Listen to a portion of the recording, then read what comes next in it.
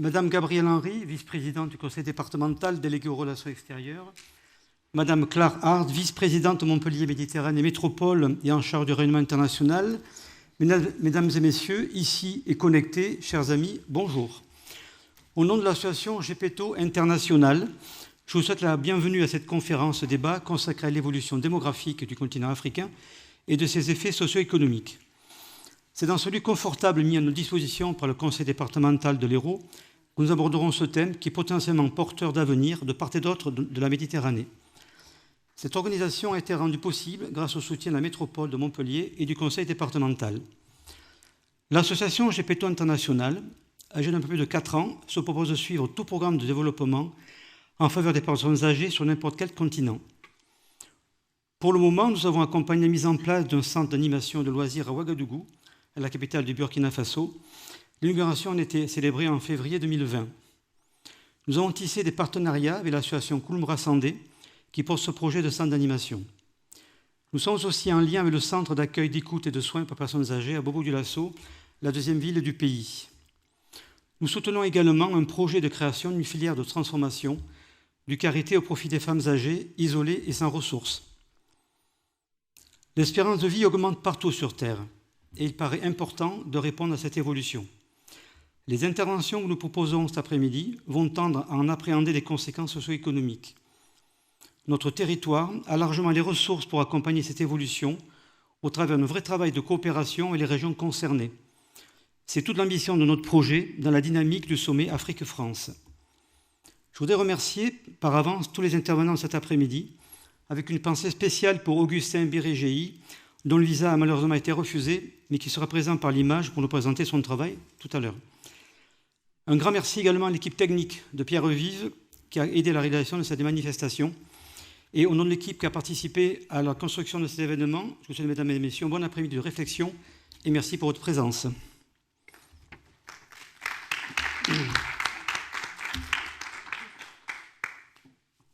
Madame Henry. Démocratique. Monsieur Jean-Michel Praticot, président de GEPETO International. Madame Patricia Weber, ma collègue, vice-présidente du conseil départemental de l'Hérault en charge de solidarité à la personne et de l'autonomie. Madame Clara Hart, vice-présidente à Montpellier Méditerranée en charge du rayonnement international. Mesdames et messieurs les intervenants, et vous tous. À l'occasion de cette conférence sur les impacts socio-économiques de l'augmentation de l'espérance de vie en Afrique, j'ai voulu moi aussi mettre l'accent sur le centre d'accueil et de loisirs qui s'appelle Accueil du bien vieillir, dont le projet a été porté par l'association Kouloumra Sandé à Ouagadougou et qui signifie elle-même bien vieillir, en partenariat avec vous, l'association GEPETO.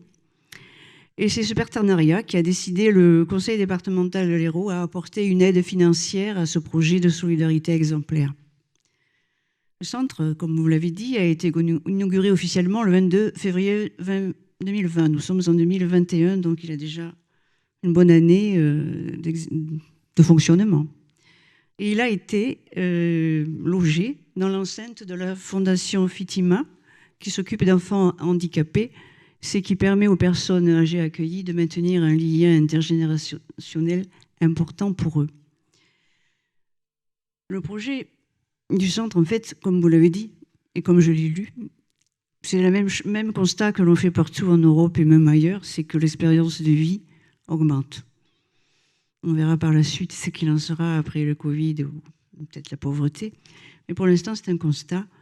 Et également aussi le fait que les villes se développent un peu partout au détriment de l'espace rural. Et ce qui a pour effet de distendre les liens dans les familles et d'isoler toujours davantage, notamment les plus faibles, c'est-à-dire les personnes les plus âgées, qui se retrouvent sans vraiment personne avec eux. Donc, le passage, vous avez aussi également, excusez-moi, je voulais dire aussi que ce fait d'être isolé peut entraîner un déclin à la fois psychologique et cognitif. Et donc le centre a pour but de lutter contre tous ces aspects défavorables de l'avancée en âge quand on est mal accompagné, en fait. Parce que les problèmes que rencontrent les personnes âgées, en fait, on les retrouve aussi chez nous. C'est l'insuffisance d'accès à la santé, la difficulté de la mobilité aussi, d'accès au transport, la faiblesse aussi des revenus, l'absence en même temps de pouvoir rencontrer socialement et faire des loisirs, et participer à des loisirs. Et également, souvent, très souvent, même ici chez nous, surtout en ville, le problème de la nutrition. Il y a des personnes âgées, en fait, qui se nourrissent plus chez elles. Donc, je pense que ce centre va être quelque chose de formidable pour aider les personnes âgées. J'ai cru lire que c'était une structure expérimentale. J'espère qu'elle va se pérenniser et même s'aimer, aussi bien à Ouagadougou que dans le reste du Burkina Faso et pourquoi pas chez nous. Parce que vous allez être étonnés, mais quand j'ai fait une recherche sur Google, j'ai tapé aussi « Centre d'accueil et de loisirs pour personnes âgées en France ». Et les réponses que j'ai obtenues, c'était « établissement hospitalier pour personnes âgées dépendantes et maison de retraite ». Nous n'en avons pas, ça n'existe pas. Donc je pense, Patricia, qu'il va falloir leur piquer le projet et le dupliquer ici, même chez nous. Et pourquoi pas commencer à Montpellier. Voilà. Parce qu'en fait, c'est vrai, dans notre société, et comme dans la vôtre, depuis longtemps, au Burkina Faso, les personnes âgées sont une ressource importante au niveau cognitif et social. Chez nous, c'est eux qui, maintenant, quand ils ne sont pas trop âgés, s'occupent de leurs parents devenus dépendants ou des petits-enfants. C'est également eux qu'on retrouve à la retraite dans les associations comme bénévoles et responsables. Donc, ils ont une action très importante au niveau économique et social. Voilà pourquoi je pense qu'il faudrait un accompagnement en politique publique digne de ce nom. Parce que jusqu'ici, chez nous, du moins en France, on se réunit beaucoup, on parle beaucoup, on thématise beaucoup.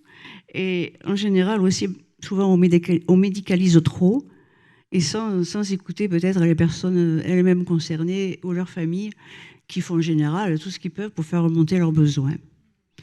Donc voilà quelque chose qui serait important enfin de réaliser dans la politique publique concernant les personnes âgées et même handicapées. Voilà, donc je souhaite une très belle vie à ce centre, un très beau développement du vivre ensemble fraternel, parce que c'est ce qui est propice à un bien vieillir. Et je vous souhaite à vous tous une longue et belle vie.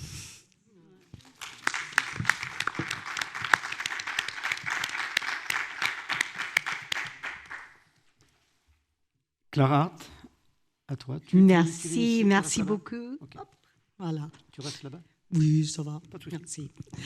Bonjour à toutes et tous. Je suis très heureuse d'être ici cet après-midi aux côtés de mon ami, qui est voilà, le docteur Pratico. Vous le connaissez tous. C'est un grand homme. Voilà, je le dis en entrée de jeu. Et on est très fiers d'être ici, à côté de lui, pour ce moment fort dans l'agenda montpelliérain. Je salue mes chers collègues, les vice-présidentes du département, chère Gabrielle, chère Patricia. Vraiment, pareil, très heureuse d'être avec deux personnes qui font leur travail d'élu avec énormément de cœur. Et ça, c'est, il faut le dire. Quand c'est bien, il faut le dire. Donc voilà, on est en petit groupe ici cet après-midi et nous avons également des personnes qui nous regardent de plus loin. Bonjour aussi à nos intervenants qui interviendront par la suite. Mais en tout cas, je pense que cet événement est particulièrement important à Montpellier, parce que Montpellier aujourd'hui est en train, vous le savez, de développer des liens étroits. Des liens qui existaient, bien évidemment, et depuis très très longtemps. Quand on a une faculté qui fête ses 800 ans, faculté de médecine, vous imaginez bien que l'Afrique était très présente à Montpellier et depuis des centaines d'années. Mais on a peut-être perdu l'habitude de travailler ensemble, de partager les bonnes pratiques, partager nos idées. Et quand je dis cela, et ça revient tout à fait à ce que disait Gabrielle tout à l'heure, ça nous demande de travailler dans les deux sens. Ce n'est pas nord-sud, c'est fini ça. C'est fini, c'est fini. Vous avez créé un centre qui est exemplaire et qui a beaucoup, beaucoup, beaucoup à nous apprendre ici. Et nous sommes sur des thématiques et des problématiques qui nous touchent à toutes et tous, que nous soyons dans le nord ou dans le sud. Le changement climatique va nous tomber dessus de la même manière. Et nous avons besoin de nous tendre la main, de partager, de travailler à côté les uns des autres, afin de vraiment mettre en commun nos connaissances, nos pratiques et nos expérimentations. Et ça, c'est très important. Je reviendrai juste après au bien vieillir et à la question du vieillissement.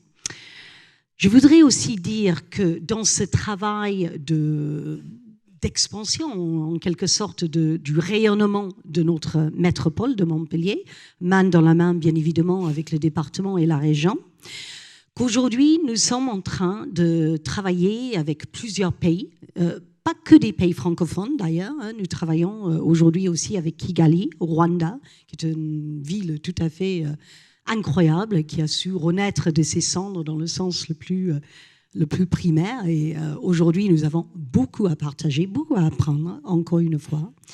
Et nous avons décidé, en marge du sommet Afrique-France, qui aura lieu le 7, 8, 9 octobre prochain, ici à Montpellier, de créer ce qu'on appelle la saison Africa. Donc, Africa Montpellier. Vous avez le petit logo sur le premier slide.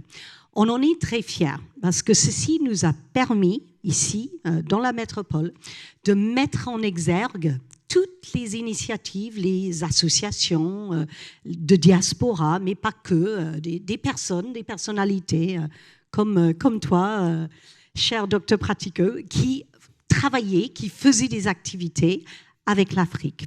Et on a pu voir jusqu'à où notre territoire est vibrant, vivace et vraiment, vraiment est un territoire ami du continent africain. Donc, nous allons renforcer cela et aller encore plus loin dans ce sens.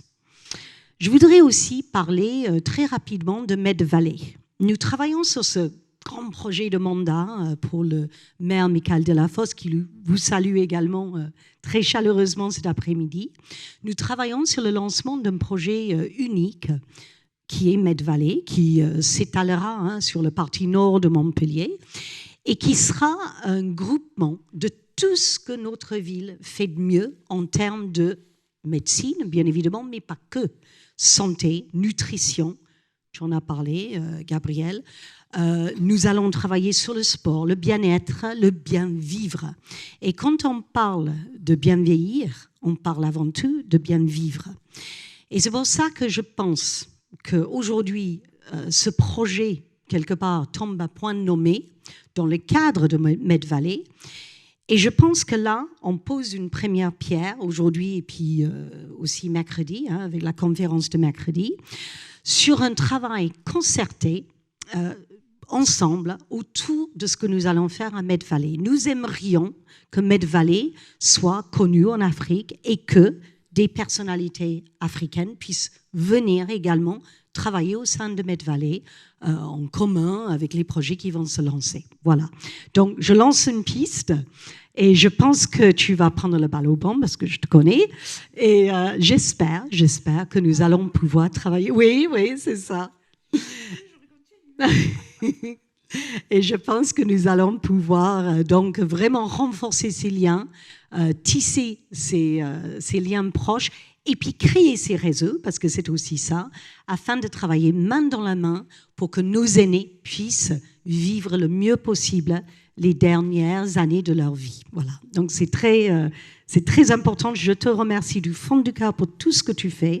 Et on est à tes côtés. Et puis longue vie à GPTE et à tous ces beaux projets. Merci.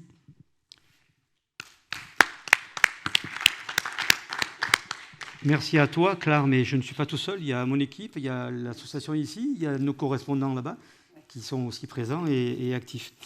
Donc on va rentrer dans le vif du sujet. Je vais appeler Abdraman Berté, qui vient du Burkina Faso, exprès pour vous, vous avez de la chance, qui va se présenter le temps que je lance son diaporama. Par contre, tu pourras enlever la permission. Oui, sinon ça va être compliqué. Tiens, viens là. Je peux avoir le compteur. Ok, merci, Monsieur Jean-Michel Pratico, Mesdames les vice-présidentes des différentes structures, Mesdames et Messieurs les responsables, bonjour chères toutes et chers tous, toutes les personnes présentes dans cette salle et qui sont connectées en ligne pour nous suivre. Merci à vous tous pour l'occasion que vous m'offrez de m'adresser à vous cet après-midi. Alors, c'est avec un grand plaisir que je suis parmi nous pour communiquer avec vous sur le Burkina Faso face aux conséquences socio-sanitaires du vieillissement. Et je vais beaucoup m'attarder sur le cas de Bobo-Dioulasso, la ville qui m'a vu naître et grandir. Je suis le docteur Abdraman Berté, je suis sociologue et anthropologue et je suis enseignant à l'université de Dédougou, c'est dans une ville du Burkina, et je suis aussi chercheur au centre Muraz à Bobo-Dioulasso. J'ouvre une parenthèse pour dire que ce centre a été créé en 1939 par un médecin colonel français, Gaston Muraz, et moi je suis dans ce centre depuis 1999. Et c'est dans ce centre-là que je mène mes activités de recherche de façon globale sur le bien-être des personnes âgées. Merci donc à toutes les organisations qui me permettent d'être parmi nous aujourd'hui. Et je prends cette parole au nom d'un réseau au Burkina qui est le réseau de protection et de promotion des personnes âgées dans la région des Hauts-Bassins. Cette région pourrait correspondre à un département, à ce que je suis en train de comprendre ici dans le contexte français. Alors, dès le départ, je vous invite à être attentif à ces deux symboles, celui qui est à votre gauche, cette figure qui est à votre gauche, et la figure qui est aussi à l'extrême droite. Ces deux figures qui vont commencer la communication avec nous et qui vont aussi aller jusqu'à la fin. En cours de route, vous allez comprendre pourquoi je vous demande d'être attentif à ces deux figures.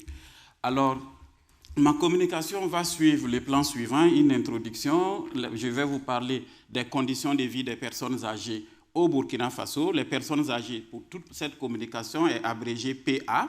Je vais aussi vous parler de comment la prise en charge sanitaire des personnes âgées est organisée dans notre contexte, comment la prise en charge se passe sur le plan social et comment, au niveau de notre ville, nous sommes en train de nous préparer pour gérer les conséquences socio-sanitaires du vieillissement.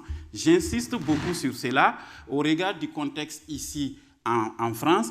Je vais vous parler de la préparation. Nous ne sommes pas encore dans la phase gestion des conséquences socio-sanitaires, mais conscients que ces conséquences vont arriver du fait du vieillissement, de l'augmentation de l'espérance de vie. Eh bien, au niveau de notre région, nous avons commencé à nous préparer pour ne pas nous laisser surprendre.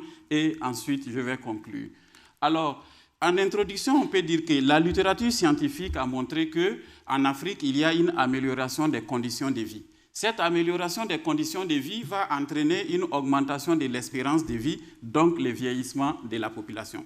La même littérature nous dit que l'Afrique sera vieille avant d'être riche. Ça veut dire qu'on aura une population vieillissante, mais les ressources humaines, les ressources financières et les ressources matérielles de qualité et de quantité ne seront pas au rendez-vous. Alors, comment se préparer à affronter un contexte où la population sera relativement vieille, mais les ressources de qualité ne vont pas suivre?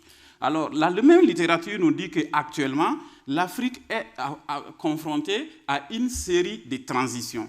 On a la transition démographique, ou le vieillissement de la population, on est en train d'aller vers un vieillissement de la population. Il y a la transition épidémiologique, où on assiste maintenant à une forme de chronicisation des maladies. Les maladies chroniques commencent alors à se faire nombreuses. On a aussi la transition thérapeutique où les thérapeutes, les médecins et autres sont en train de se rendre compte qu'il faut développer une approche plus globale de la personne, une approche centrée sur le malade et son environnement, etc., plutôt que de voir le malade comme quelqu'un qui a un germe, qui a eu un virus dans son corps et il suffit de chasser le virus du corps et il va guérir. Nous avons aussi une transition nutritionnelle en termes d'augmentation des obésités et une transition démographique où nous sommes en train d'aller vers des formes traditionnelles de gestion du pouvoir à des formes démocratiques qui font souvent des avancées et des reculs. Nous sommes aussi face à une transition économique où il faut aller vers une formalisation des systèmes de production et quitter le système traditionnel. Et enfin, on parle aussi d'une transition sur le plan socio-culturel où les gens passent d'un système d'organisation traditionnel vers un système moderne. L'ensemble de ces transitions-là font que nous avons affaire à une situation complexe qui a des effets multidimensionnels sur la population de façon générale et sur les personnes âgées, les cas qui nous intéressent ici. Il est donc nécessaire pour l'Afrique de se préparer à faire face à ces multiples transitions, à tout ce que cela va entraîner sur le plan social, économique et même sur le plan sanitaire. Et cette communication donc va vous dire comment ça se passe, comment nous sommes en train de nous préparer à Bobo-Dioulasso. Ici, je vous présente rapidement les conditions de vie des personnes âgées dans le contexte de Bobo-Dioulasso. Alors là, il s'agit des recensements de 2006, parce que c'est le dernier recensement dont les résultats sont disponibles. Il y a eu un recensement après 2006, mais les résultats ne sont pas assez disponibles jusqu'à présent avec ces détails-là. Alors, il y avait 14 millions d'habitants au Burkina Faso, qui est donc en Afrique de l'Ouest, et parmi ces gens, c'est 5% de la population qui est âgée de 60 ans ou plus. Et à Bobo-Dioulasso, c'est 3,7% de la population qui est âgée. C'est pour cela que je vous dis, actuellement, on n'est pas en train de gérer les conséquences du vieillissement, mais nous sommes en train de nous préparer parce que cette proportion va augmenter. Ces différentes statistiques, ici, j'ai mis en rouge les proportions concernant les ménages dirigés par les personnes âgées dans notre contexte, comparativement aux ménages dirigés par d'autres chefs. Alors, la littérature nous dit où les résultats des recensements. Le Burkina est à majorité rurale. 82% des ménages dirigés par les personnes âgées sont en zone rurale. 77% de ces ménages, les maisons sont construites en terre battue, sans ciment. 8% ne sont pas propriétaires de leur maison, de leur logement. Et jusqu'à la date, en 2006 plutôt, 66% utilisaient la lampe au pétrole comme source d'éclairage à domicile. 59% n'ont pas de pompe, n'ont pas accès à l'eau de forage ou l'eau des sources. Et 71% avaient la brousse comme lieu d'aisance, pas de toilette. 96% sont analphabètes, n'ont pas été alphabétisés dans une langue. Et 3% des personnes âgées ou des semaines, les gens vivaient seuls. Et 42% sont des non-occupés hors ménage. Voici un peu des statistiques. Ici, ce tableau présente l'évolution de l'espérance de vie au Burkina Faso de 1990 à 2019. Et nous sommes passés de 49,5 ans à 61,6. Aujourd'hui, on peut dire donc l'espérance de vie tourne autour de 62 ans. Pour vous dire que la population n'est pas aussi vieillissante que cela, mais on se prépare. L'espérance de vie chez les personnes âgées, donc on dit à 60 ans, c'est 16 ans de plus. Et à 85 ans, c'est 5 ans de plus.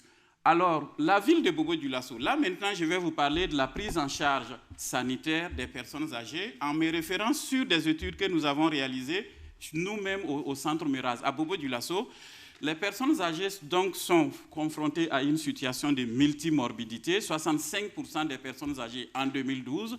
Et les pathologies, c'est un groupe aussi qui est polypathogène. L'hypertension artérielle, la malnutrition, les troubles visuels constituent les pathologies qui les marquent le plus.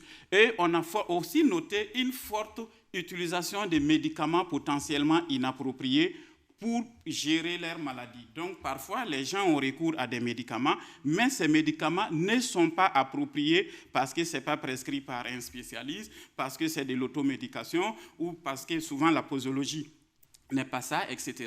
Et le taux d'incapacité fonctionnelle ou de dépendance fonctionnelle, c'est-à-dire les personnes âgées qui ont besoin d'aide partielle ou d'aide totale, était de 32%. Dans ce contexte-là, nous avons trouvé que le taux de handicap fonctionnel était de 0%.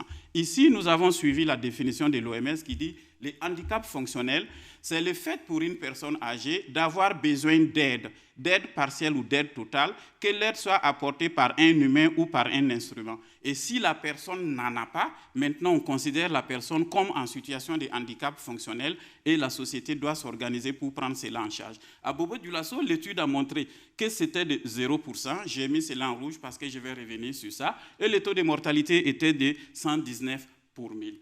Sur le plan toujours sanitaire, ici je présente le profil des agents de santé, mais je ne vais pas rester sur chaque profil pour simplement dire qu'à tous les niveaux, que ce soit l'effectif des infirmiers brevetés, des infirmiers diplômés d'État ou des médecins, à tous les niveaux, le personnel de santé les indicateurs sont en deçà, largement en deçà des normes recommandées par l'OMS. Et le système de santé chez nous est pyramidal. Quand quelqu'un est malade, il faut d'abord aller au CSPS, qui est le centre de santé et de promotion sociale, où c'est généralement des infirmiers qui consultent. Ensuite, si vous n'êtes pas satisfait, vous partez, on vous oriente, on vous réfère à l'hôpital de district. Et après l'hôpital de district, il y a les centres hospitaliers universitaires, soit à Bobo-Dioulasso, soit à Ouagadougou. Il n'y en a que dans les 2 premières villes. Il n'y a pas de stratégie formelle, j'insiste sur formelle, de soins à domicile. Il n'y en a pas. Des associations peuvent juste faire peut-être au cas par cas, mais de façon structurée et formelle, sur ce plan-là, il n'y en a pas. Alors, il a existé souvent des programmes de santé des personnes âgées, mais ces programmes n'ont pas été mis en œuvre dans notre contexte. C'est le cas de ces programmes-là. Programme de santé des personnes âgées 2008-2012 qui n'a pas été réalisé. Le plan stratégique de santé 2016-2020, tous ces programmes ont eu de faibles mises en œuvre dans le contexte, même si les documents officiels affirment souvent, noir sur blanc, que les personnes âgées constituent une population prioritaire au regard du bas niveau des indicateurs qui caractérisent leur état de santé. Donc, officiellement, c'est une population prioritaire, mais dans la pratique, il y a encore beaucoup d'efforts à faire. Alors, sur le plan social, nous sommes dans un contexte qui est fortement marqué par la cohabitation intergénérationnelle familiale. Les personnes âgées, donc, je le disais, c'est que 3% qui ont tendance à vivre seules. Sinon, les autres vivent dans des configurations quand même importantes. La plupart sont, donc, ici, dans des générations de 3, vivent dans des ménages de 3 générations ou même supérieures à 3 générations, grands-parents, les parents, les fils ou les petits-fils, etc. Il existe une direction, par exemple au niveau du ministère, que je vais appeler Action sociale. Et ce ministère chargé donc de l'action sociale, il y a une direction spécialisée sur la question de protection, promotion et même de lutte contre l'exclusion sociale des personnes âgées, mais cette direction n'est pas décentralisée. Une loi a été adoptée depuis 2016 portant sur la protection et promotion des personnes âgées, mais les décrets d'application de la loi n'ont pas été suivis et les différents plans aussi mis du point de vue social ont des faiblesses. Les organisations, les associations de protection et de promotion des personnes âgées qui existent, il y a une faible coordination de ces associations-là et les interventions à domicile sont peu existantes, peu développées, pas structurées, c'est peut-être de façon ponctuelle. Voici en quelque sorte la situation des personnes âgées sur le plan social. Et maintenant, comment nous sommes en train de nous préparer pour gérer les conséquences? Nous avons pris conscience que 32% des personnes âgées ont besoin d'aide partielle ou totale. Et que lorsqu'une personne âgée, le taux de handicap fonctionnel était nul, c'est-à-dire qu'il n'y a pas dans notre contexte une personne âgée qui a besoin d'aide et qui ne reçoit pas l'aide au niveau de sa famille. Toutes les personnes qui ont exprimé des besoins d'aide ont reçu l'aide dont elles avaient besoin. Alors on s'est posé la question, pourquoi dans notre contexte ça se passe comme ça? Nous sommes allés regarder donc pour étudier les différents systèmes autour de la personne âgée. Ici, on a mis la personne âgée en jaune. Elle est à la fois à l'intersection d'un système familial, d'un système communautaire et d'un système de soins médicaux, sociaux, etc. Et nous avons réalisé différentes études pour savoir qui sont les acteurs autour de cette personne âgée-là, comment ces acteurs interagissent entre eux et comment, pour pouvoir expliquer pourquoi le taux de handicap fonctionnel est de 0%, parce que ça nous paraissait comme une surprise. Alors on s'est rendu compte que autour de la personne âgée, c'est essentiellement les membres de sa famille qui sont un peu listés ici, conjoints, enfants, les voisins ou même les amis qui font partie de la famille, parce que la famille ici, ce n'est pas au sens biologique du terme, c'est au sens social.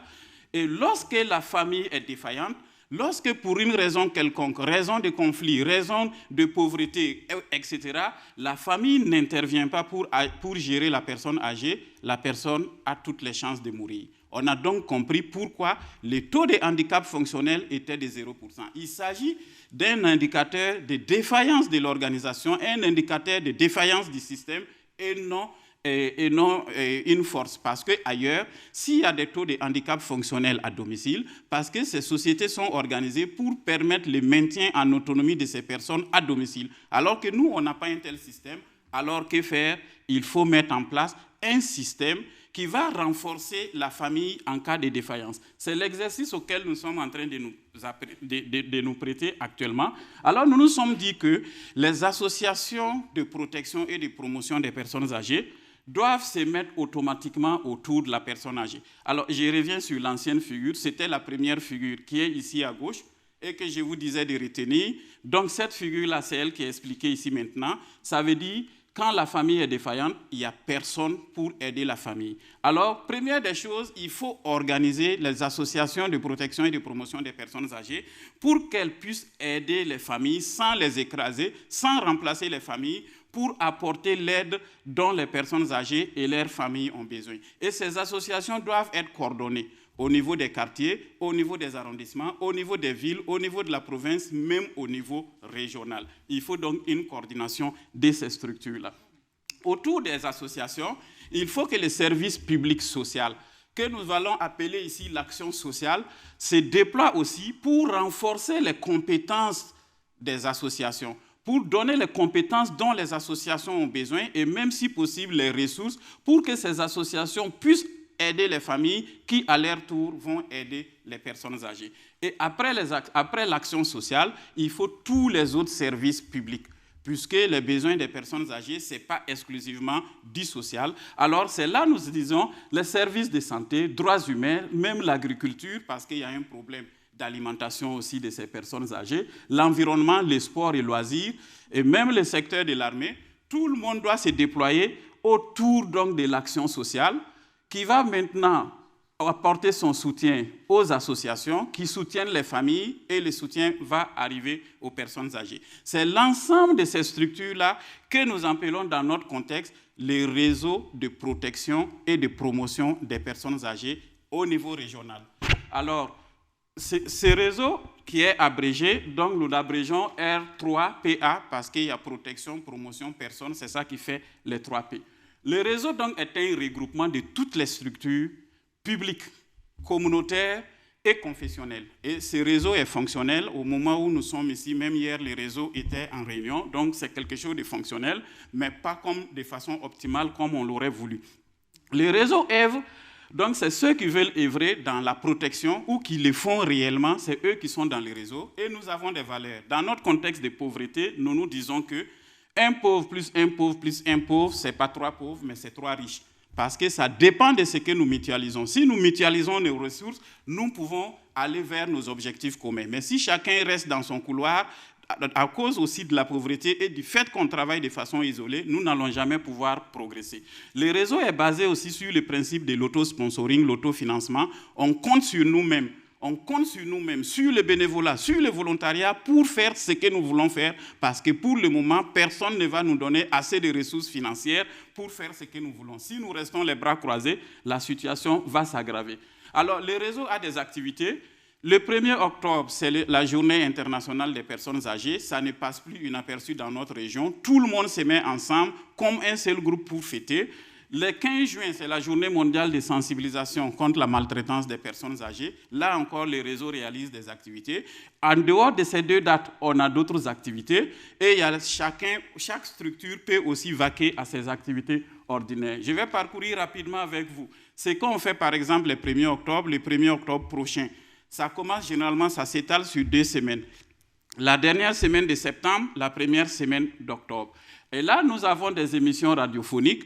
Les médias nous offrent des temps d'antenne à leurs frais. Donc, nous ne payons pas pour passer au niveau des médias. C'est leur contribution à la protection et à la promotion des personnes âgées. Les jeux de société sont organisés en collaboration avec la direction régionale des sports et loisirs. C'est sa contribution. Donc, le sport aussi fait partie de ces jeux-là. Et les consultations paramédicales, toutes les formations sanitaires, niveau CSPS, niveau hôpital de district, accordent 5 jours de consultation gratuite aux personnes âgées. C'est leur contribution à la fête. Voici comment nous sommes en train de mutualiser nos ressources. Et il y a des conférences aussi qui sont assurées par les centres de recherche, les enseignants au niveau des universités et de l'hôpital. Et nous faisons des visites à domicile aux personnes les plus âgées. Alors, Au-delà du 1er octobre, le 15 juin, souvent c'est des émissions sur la thématique maltraitance des personnes âgées, des conférences, etc. Et nous avons d'autres activités aussi entre les 15 juin. Alors, les activités ordinaires, chaque structure vague à ses activités ordinaires, et là, la structure est libre de chercher des financements, mais quand on travaille pour le compte du réseau, c'est de l'autofinancement, chacun apporte ce qu'il faut. Par exemple, les usines de fabrication d'eau, ce sont ces usines qui nous fournissent de l'eau, de boissons pendant nos activités, donc c'est leur contribution, etc. C'est un peu basé sur ces plans-là. Alors, à très court terme, quand je vais rentrer, on a un projet. C'est là maintenant que la préparation va mieux commencer parce que nous allons recenser et géoréférencer toutes les personnes âgées de la ville de Bobo-Dioulasso et les villages rattachés à la ville. Et nous allons géoréférencer leur domicile, prendre les numéros de téléphone, etc. et désigner une personne responsable par rue ou par section de rue. Ensuite, des responsables par quartier, des responsables par section, par arrondissement, jusqu'à des responsables pour la ville. Ces personnes seront chargées de surveiller l'évolution de la situation des personnes âgées dans les différents quartiers au plus bas niveau. Ensuite, nous allons réaliser des études et nous allons développer des interventions de santé en fonction des besoins, puisque nous sommes en consortium. L'hôpital est avec nous, l'université est avec nous, toutes les structures sont censées être là, et nous allons développer des interventions au niveau aussi du social, puisque l'action sociale est là, jusqu'à domicile, en fonction des besoins des gens, et ça serait basé sur le volontariat. Il existe déjà une association des agents de santé à la retraite qui est aussi prête pour agir en fonction des besoins sur le terrain, quand nous allons arriver à faire cette cartographie des personnes âgées. Donc, il y a une série d'activités qui sont prévues, et là, nous avons été en compétition au niveau national pour obtenir un petit fonds, du Fonds national de recherche et d'innovation pour le développement. C'est ce qui nous rassure. Nous avons les financements donc, pour réaliser cette activité-là. Alors, en entendant toutes ces activités, le réseau a une forme de reconnaissance. On a des félicitations du ministère. On a invité à participer à des activités. On a le Conseil régional des personnes âgées a été décoré. Donc, il y a une forme de reconnaissance, mais les ressources au niveau national ne suivent pas. Et ça fait que grâce à ce que nous sommes en train de faire aujourd'hui, le Burkina a 13 régions, mais c'est la seule région qui essaye de bouger pour faire quelque chose en faveur des personnes âgées. Je vous présente ici la carte du Burkina Faso. Et les régions en vert sont les régions, c'est les hauts bassins, donc la région de Bobo-Dioulasso. Et nous sommes en train d'exporter notre modèle de bénévolat, d'auto-sponsoring dans les régions voisines. Puisqu'on est au bénévolat, nous n'avons pas toujours les moyens d'aller plus loin. Et déjà cette année, depuis 2016, nous célébrons la Journée internationale des personnes âgées. Cette année, il y a la région des Cascades qui prend aussi avec nous et qui va essayer de faire. On exporte. Et moi, j'enseigne dans cette région à l'université de Dédougou, donc on va essayer de développer ça là-bas.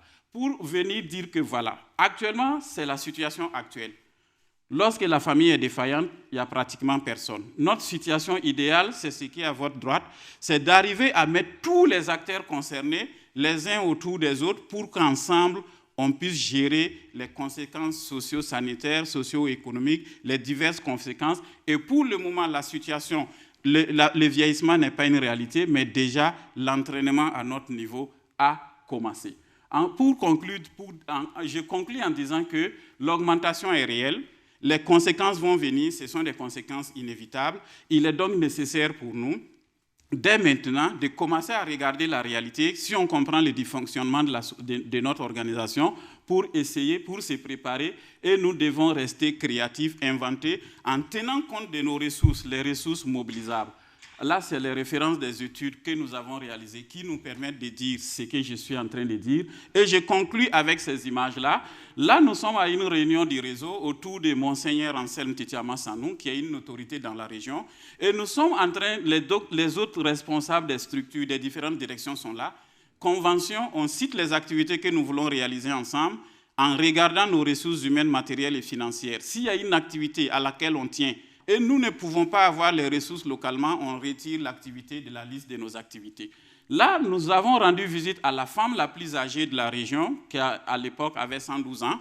C'est le premier responsable de la région, le gouverneur de la région qui est accroupi, signe de respect à l'égard de cette dame, et qui s'adresse à elle, donc toute personne qui va s'adresser va s'accroupir, le directeur régional de l'action sociale, les autres directeurs régionaux, Chaque 1er octobre, dans l'après-midi, on fait un tour de ces gens et nous apportons le minimum de cadeaux qu'on a pu réunir pour elles. Ici, pour cette image-là, c'est 10 personnes âgées de la Belgique ayant entendu parler de nous qui sont venues à leurs propres frais séjourner à l'hôtel pendant 10 jours à Bobo pour participer à notre journée internationale des personnes âgées. Et là, nous avons été dans une autre région pour montrer que le modèle est exportable. Nous avons été à nos frais. L'université offre le bus, la Caisse nationale de sécurité sociale offre les carburants, une autre structure offre les chauffeurs et nous sommes partis. Voilà comment nous essayons de fonctionner. Je vous dis merci pour votre attention.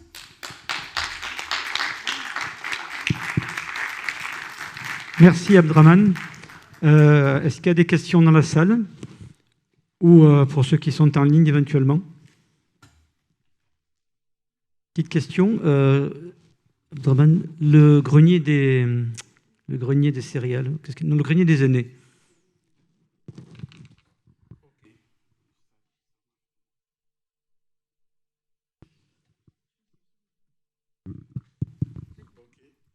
Merci. Alors, nous sommes dans un contexte où les premiers besoins non couverts des personnes âgées dans notre contexte, ce sont des besoins sur le plan alimentaire. Les personnes âgées ont à manger chaque jour, mais la qualité du repas qui leur est servi n'est pas ce dont elles ont besoin. Chaque jour, elles ont les plats, elles mangent le même plat presque que les autres membres du ménage, alors qu'au regard de leur fragilité, elles auraient dû manger autre chose. Alors, les aînés ont trouvé que ça serait bien d'avoir un grenier parce que le prix des produits est fonction de la saison. Et comme ce sont des gens qui sont à la retraite, même quand il y a une pension, parfois il y en a, leur pension ne permet même pas de payer le loyer, ne parlons pas des autres dépenses, alors qu'une bonne partie aussi n'a pas de pension. Au regard de la fluctuation des prix, les aînés ont trouvé que ça serait bien d'avoir un grenier qui va leur permettre de stabiliser les prix. Au moment où les prix des produits sont moins chers, ils vont stocker quelque part et quand ça va devenir cher, les ménages dirigés par les personnes âgées pourront acheter au même prix que si ce n'était pas cher. C'est ainsi que la collaboration de la direction régionale de l'agriculture est demandée dans notre réseau parce qu'eux doivent accompagner les personnes âgées auprès des producteurs pour pouvoir avoir les produits moins chers et stocker quelque part et plus tard utiliser. Voici l'idée du grenier des personnes âgées. Merci.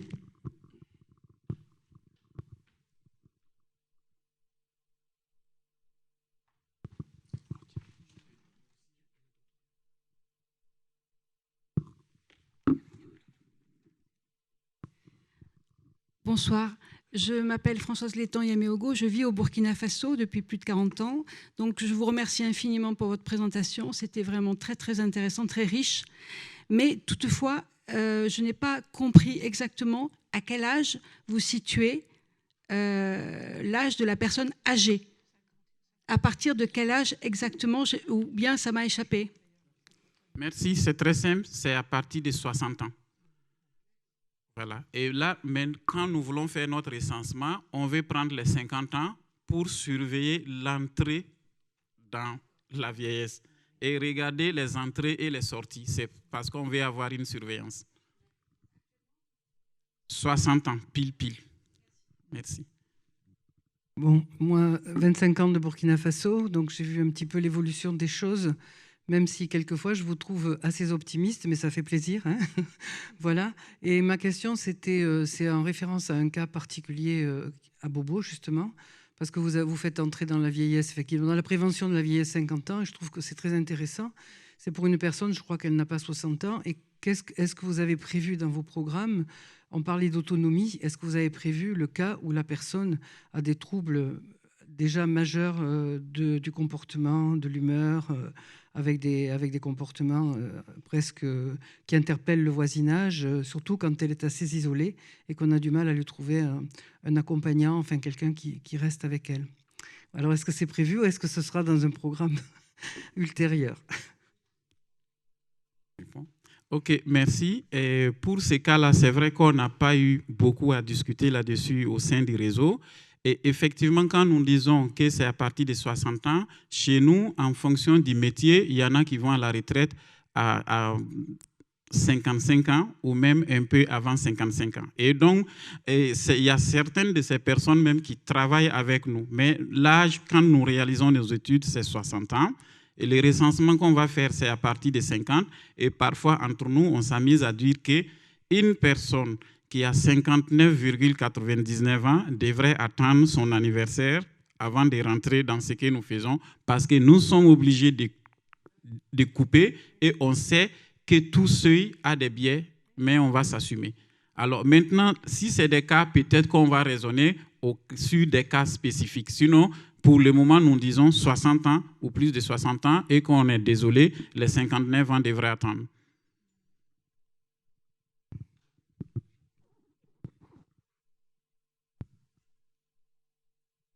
Plus de questions? Vous savez tout.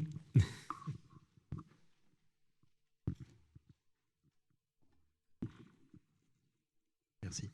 Oui, donc imaginons le cas d'une personne de 60 ans révolue et qui est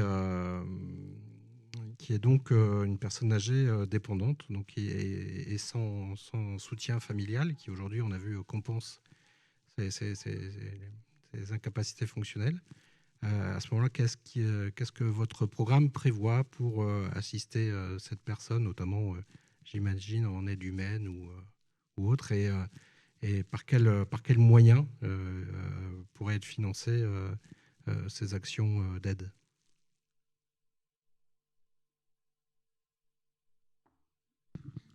Ok, merci. Pour ces situations-là, nous ne comptons pas trop sur des moyens financiers qu'il faut obtenir quelque part, parce que tel qu'on le dit, sur chaque rue, il y aura un responsable de rue. Lorsque vous avez une personne âgée, donc on va regarder la mobilité des membres autour de la personne âgée, puisque c'est la disponibilité des aidants ou le voyage des aidants, cette mobilité qui peut souvent provoquer les handicaps. Alors cette personne qui surveille pourra faire recours à l'organisation, puisqu'il y a les acteurs du social qui seront avec nous, ceux de la santé, etc. Donc, on va faire, alors, on a eu des cas comme ça, où même l'hôpital a envoyé l'ambulance, aller chercher la personne, venir à l'hôpital pour nos personnes les plus âgées, ou si la personne ne peut pas être déplacée aisément, les gens se déplacent depuis l'hôpital pour aller faire le prélèvement et venir analyser, et ça aux frais de l'hôpital. Il y a eu des plaidoyers de ces gens en disant qu'il faut qu'on se parle et il faut qu'il y ait beaucoup de choses humanitaires parce que les ressources ne vont pas suivre tout de suite et le problème sera là. Lorsqu'on a fait cet exposé-là quelque part, les commerçants de la ville nous ont dit toutes les personnes âgées de 80 ans ou plus qui auront des besoins sur le plan alimentaire, eux, commerçants de la ville, ils vont montrer qu'ils sont capables de prendre en charge ces personnes-là sur le plan alimentaire. Chacun va parrainer une personne âgée, puisqu'il y a plus de commerçants qui ont les moyens que de personnes âgées en dépendance. Donc, c'est le fait de se parler, il faut aller chercher les ressources là où ça se trouve et qu'il y ait une gestion locale. Et c'est pour cela nous sommes donc optimistes parce qu'on a décidé de se parler et de faire les plaidoyers pour que quelque chose soit fait en faveur de ces personnes-là. Voilà comment les choses sont en train de se passer, en espérant que quand le vieillissement sera plus que tout ça, peut-être non seulement nous aurons des expériences, mais nous aurons aussi eu le temps de regarder les faiblesses, de corriger, et peut-être que d'autres ressources vont suivre. Mais en attendant, on se mobilise de cette façon-là pour gérer.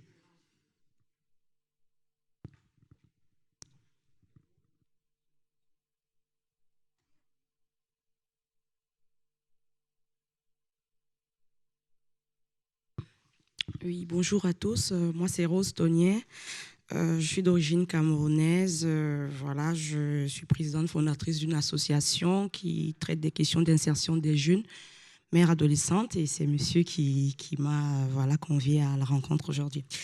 Alors, moi, j'avais une question parce que je n'ai pas eu l'occasion de vous entendre au départ de la présentation. Je voulais savoir, vous avez tantôt parlé des responsables de rue. Je voulais savoir en moyenne combien de personnes âgées, un responsable de rue pourrait assurer la surveillance. Ok, alors actuellement, tout cela, nous sommes dans la théorie. Ce n'est pas encore décidé. Est-ce que la personne va prendre une rue ou une section de rue?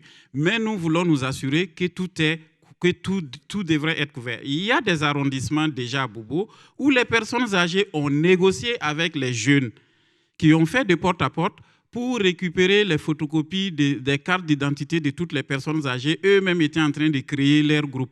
Il y a des arrondissements où ils ont été directement voir les pharmacies privées, voir les cliniques privées pour négocier des réductions sur les frais de prestation de ces structures-là. Les arrondissements dans la même ville ne sont pas au même degré en termes d'avancement et maintenant nous voulons faire ce travail pour harmoniser et développer un modèle qu'on pourra aussi exporter dans les 12 autres régions parce que nous tenons beaucoup à quelque chose.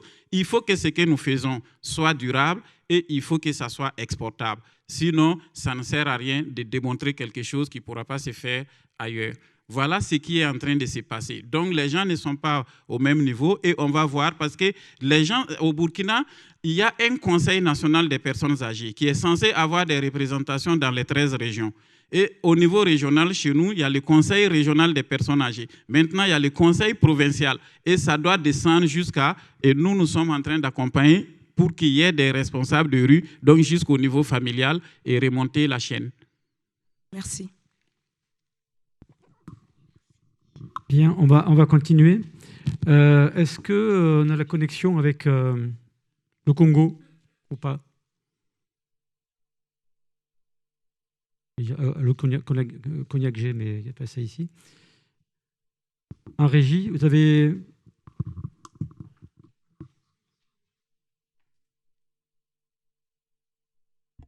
Forcément, la technique, c'est quand on a besoin que ça ne va pas. Alors... Oui, mais je crois qu'il essaie de se connecter sans arrêt. Et... Ah si, et dire son nom. Alors, voilà, déjà.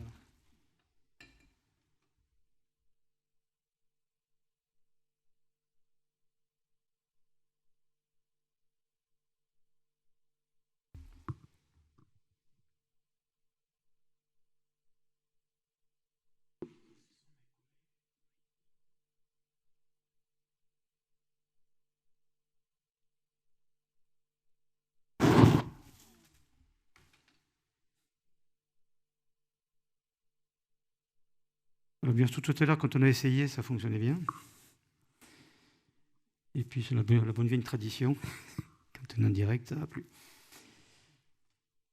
Parce que ça fait un moment, je crois qu'il y a le souci de connexion. Je pense qu'il essaie de se connecter à la fois avec son téléphone portable et son ordinateur.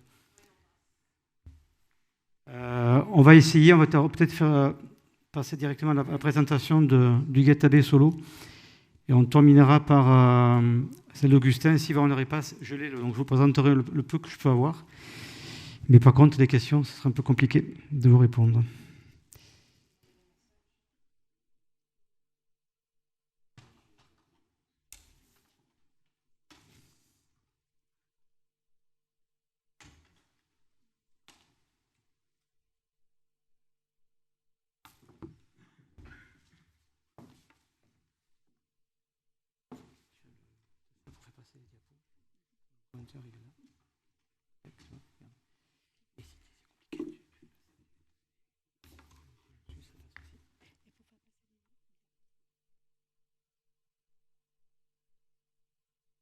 D'accord.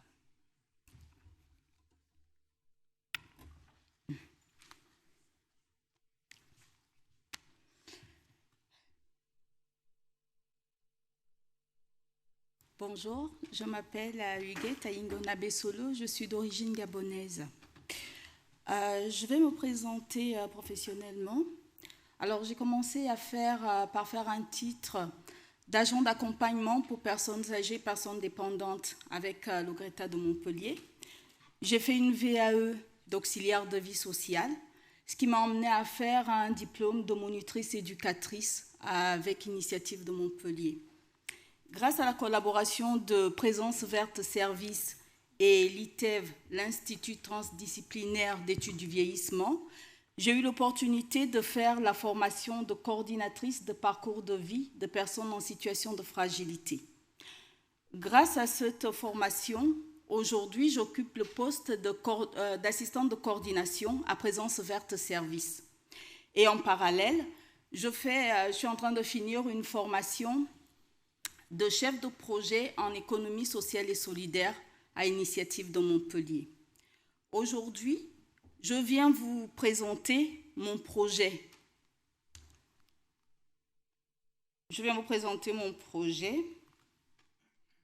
Mon projet s'appelle ABBA. ABBA, c'est un...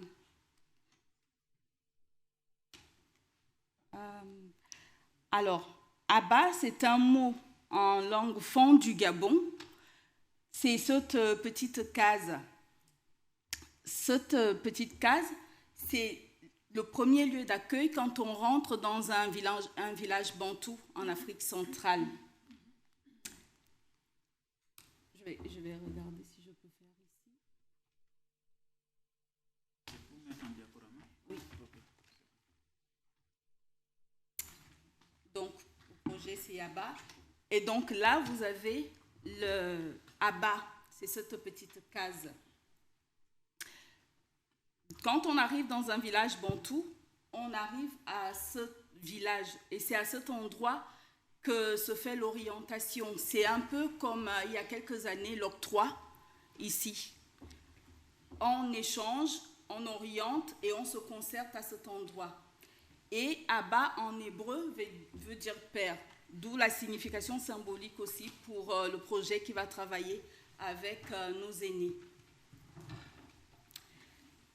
En quoi consiste ce projet ? Il consiste à mettre en place un accueil de jour pour les personnes âgées, un service d'accompagnement à domicile et la formation de professionnels qualifiés qui vont travailler avec les personnes âgées.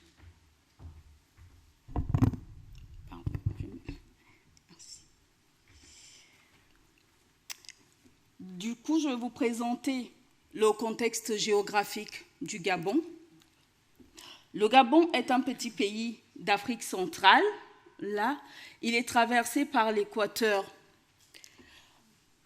Il a à peu près la moitié de la superficie de la France. Il a 9 provinces. Chaque couleur, c'est une des provinces du Gabon. Il est recouvert à 83% de forêt. Ses frontières, au nord-ouest, il y a la Guinée équatoriale. Au nord, le Cameroun. Du nord au sud-est, c'est le Congo-Brazzaville. Et toute sa côte ouest est baignée par l'océan Atlantique. La population est un peu plus de 2 millions d'habitants. La capitale du Gabon, c'est Libreville. Et près de 60% de la population du Gabon vit entre Libreville, la capitale politique, et Port-Gentil, la capitale économique. C'est là où se trouvent la plupart des raffineries pétrolières, à Port-Gentil. La langue officielle du Gabon est le français. Le taux d'alphabétisation est de 83%. La monnaie est le franc CFA. Et le salaire minimum est de 120 €. Le Gabon est un pays à revenu intermédiaire par ses richesses du sol et du sous-sol. Cependant, 30% de la population du Gabon vit au-dessous du seuil de pauvreté. Ici, à Lambaréné,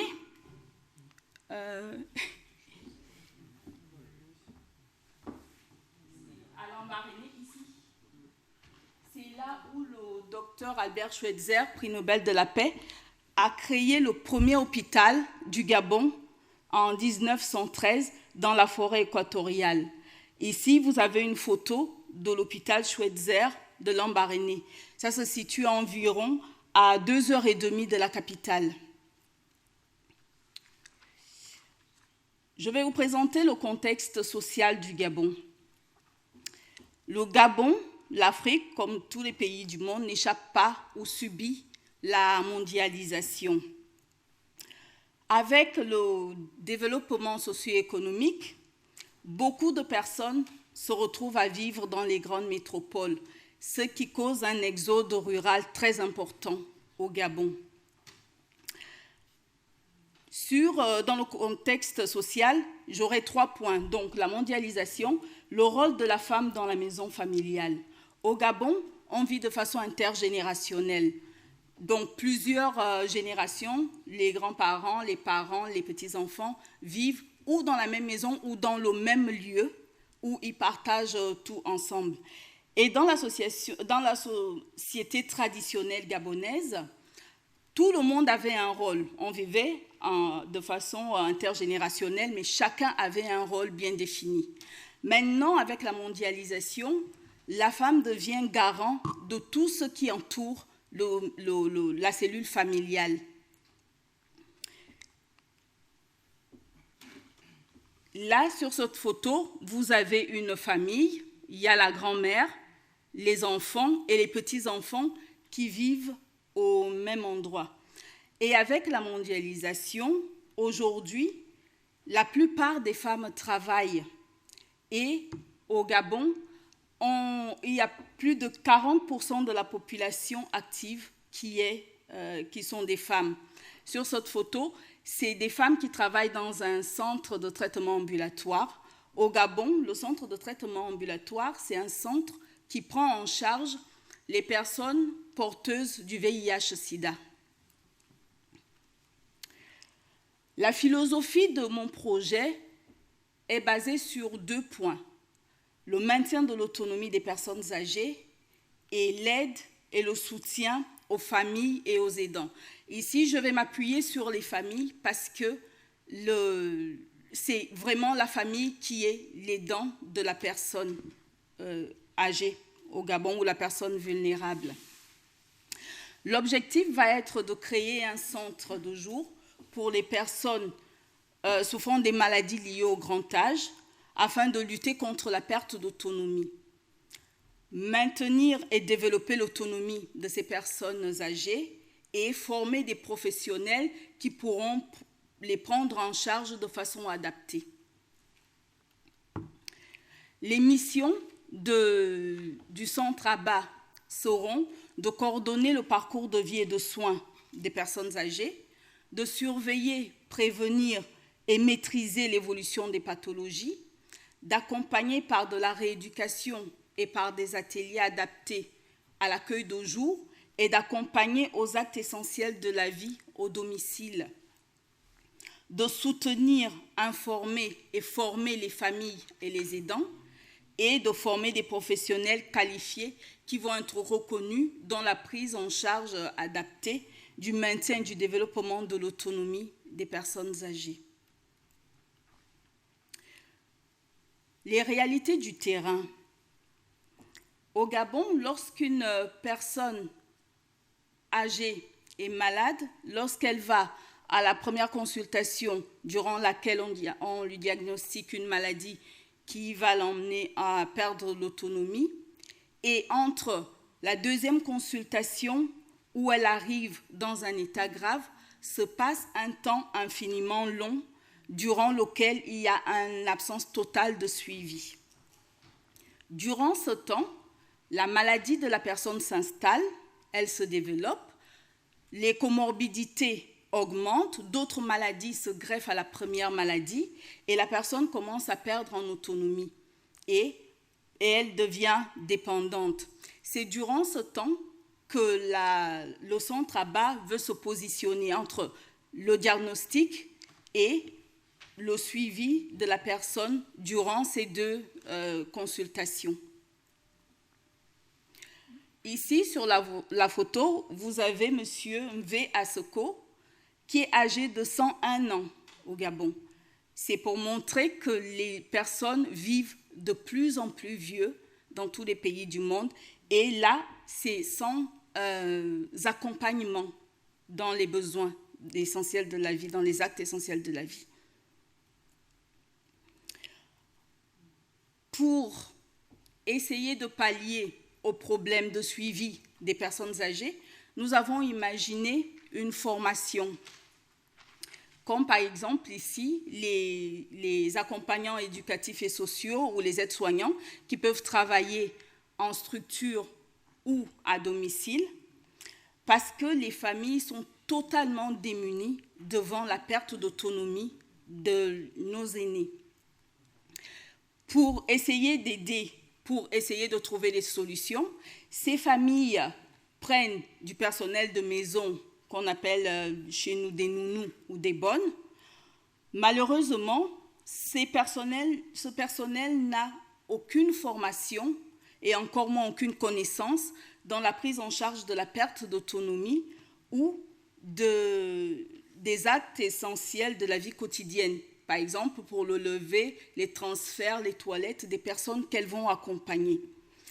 Le fait de créer cette formation va permettre aussi que la problématique soit reconnue par tout le monde, qu'il faut accompagner de façon adaptée les personnes âgées. Alors, je vais vous parler de l'état d'avancement de mon projet. Cet été, je suis allée dans ma famille au Gabon et j'en ai profité pour essayer de voir ce qui avait été mis en place ou ce qui était proposé. Et j'ai pu faire des stages dans les hôpitaux, militaires et civils. J'ai rencontré un conseiller du ministre de la Santé. J'ai rencontré la secrétaire générale du ministère des Affaires sociales et des familles, ministère en charge des personnes vulnérables. Et je suis allée au centre de gérontologie. Au Gabon, il y a un centre de gérontologie qui n'a rien à voir avec ce qu'on entend par centre de gérontologie ici. Au Gabon ou en Afrique, il n'y a pas de maison de retraite. Il n'y a aucune prise en charge médicalisée dans une structure pour les personnes âgées. Le centre de gérontologie est un centre au Gabon qui a été créé parce que l'État s'est rendu compte qu'on avait commencé à retrouver les personnes âgées dépendantes dans les rues. Les familles, quand elles n'arrivent pas à gérer la perte d'autonomie des aînés, les abandonnent. Et donc, l'État a créé ce centre qui est un centre d'hébergement pour accueillir les personnes âgées en perte d'autonomie qu'on commence à retrouver dans la rue au Gabon. Ce qui va m'amener à ma conclusion, qui sera sur 2 points. La prise en charge adaptée des personnes âgées, de nos aînés au Gabon et en Afrique, et l'aide et le soutien des familles et des aidants revêt un caractère urgent en Afrique et au Gabon. Depuis la pandémie de la Covid-19, donc depuis ces 2 dernières années, les situations des familles et des personnes âgées se sont aggravées au Gabon. Ça, c'était le premier point. Et le deuxième point est qu'avec le prolongement de la vie, l'émergence des maladies liées au grand âge et la mondialisation, l'accompagnement des personnes âgées de façon adaptée devient nécessaire dans les nouveaux modes de vie actuels de l'Afrique et du Gabon. Et cela va s'imposer de plus en plus à nous. Voilà. Je vous remercie de votre écoute.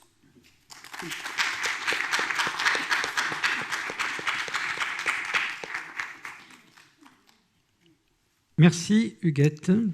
Des questions dans la salle?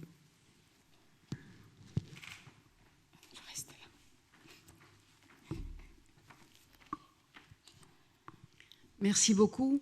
Alors, il y a une chose que je ne comprends pas. C'est un projet privé, n'est-ce pas? C'est associatif privé. Oui. Alors, quel est le rôle du citoyen gabonais et de la société civile au Gabon pour ne pas interpeller le gouvernement, parce que c'est quand même hautement du ressort de l'État, que de pouvoir créer ce genre de centre, ou en tout cas accompagner ce genre d'initiative? Oui. D'accord. Donc, est-ce que vous pouvez nous dire quand même, vous nous avez déjà dit que le centre de gérontologie n'avait que le mot gérontologie véritablement comme disons, raison d'être, mais que ça recouvrait une coquille vide.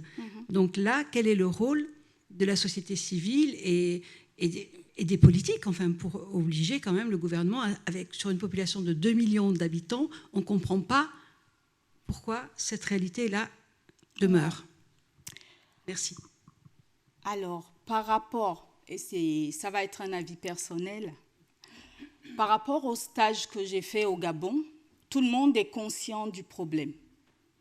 Tout le monde voit ce qui est en train de se passer, mais je pense qu'en fait, le mode de vie changeant, parce que dans la société traditionnelle, il y avait une personne qui était les bras et les mains de la famille, qui, quand quelqu'un était malade, elle était chargée d'emmener la personne à l'hôpital, pendant que les autres, que tout le monde vaquait à l'occupation pour avoir un équilibre.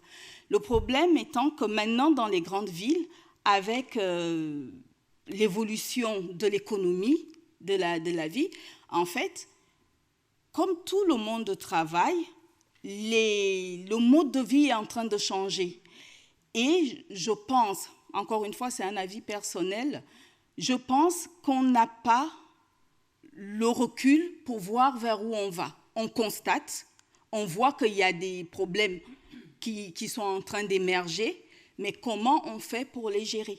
Donc, l'État a créé un centre pour recueillir les personnes, parce que les personnes étaient dans la rue. Comment on fait pour les prendre en charge? Au Gabon, il n'y a aucune école qui forme dans le social ou dans le médico-social, parce que c'était quelque chose qui était culturel. Quand il y avait une personne, elle est toujours entourée. Le problème, c'est que maintenant, en ville, tout le monde doit travailler pour pouvoir vivre en ville, pour pouvoir s'acheter des choses, avoir une maison, un appartement et vivre. Je pense que le problème est certainement qu'on ne sait pas par quel bout prendre pour gérer cette situation. Parce qu'en rencontrant la secrétaire générale des affaires sociales en charge des personnes vulnérables, elle veut que le ministère des Affaires sociales soit partenaire dans ce que je vais faire, parce que je sais, moi, de quoi je parle, parce que je travaille ici et que j'ai vu faire et que je sais faire ici. Ce qui n'est pas le cas encore là-bas. Il y a le constat, mais on est au niveau de voir qu'il y a un problème, il y a un véritable problème, mais comment on le gère? Je vous ai bien comprise, mais par exemple au Burkina, c'est le même problème et le docteur a bien expliqué la situation. Il n'y a pas de médecins gabonais, il n'y a pas de sociologues gabonais, il n'y a pas de politiques gabonais qui peuvent anticiper et regarder un peu quelle est la politique en matière de santé pour ces fameux aînés qui, effectivement, ont besoin d'aide et d'assistance, puisque mondialisation oblige et qu'effectivement, tout ce qui était culturellement pris en charge par la famille, aujourd'hui, disparaît. Ouais. Donc moi, je crois quand même que c'est une faillite de l'État qui est quand même problématique. Merci. Oui. Alors, je suis tout à fait d'accord avec ce que vient de dire Françoise, et je me dis, enfin, pour avoir assisté depuis 25 ans à la lutte contre le sida, vous avez montré une très belle photo des femmes. Justement, entre autres, je parle de la solidarité des femmes par rapport aux personnes âgées. Et c'est vrai que c'est beaucoup la société civile au Burkina Faso qui a fait bouger les choses et qui a obligé les politiques à s'investir. Alors, je vous souhaite beaucoup de courage, parce que pour l'instant, c'est un très beau projet que vous avez eu le courage de porter et puis voilà, d'instiller. C'est vrai que c'est une prise de conscience à faire, mais je pense qu'il faut aussi essayer de beaucoup s'appuyer sur la société civile, parce que même ici, on voit bien que c'est souvent... Actuellement aussi, on voit bien des fois la faillite des pouvoirs, et on voit bien qu'à un moment, c'est la population, le peuple qui fait bouger les choses. Donc je vous souhaite beaucoup de courage et je vous félicite d'avoir osé aller porter ça au Gabon. Merci.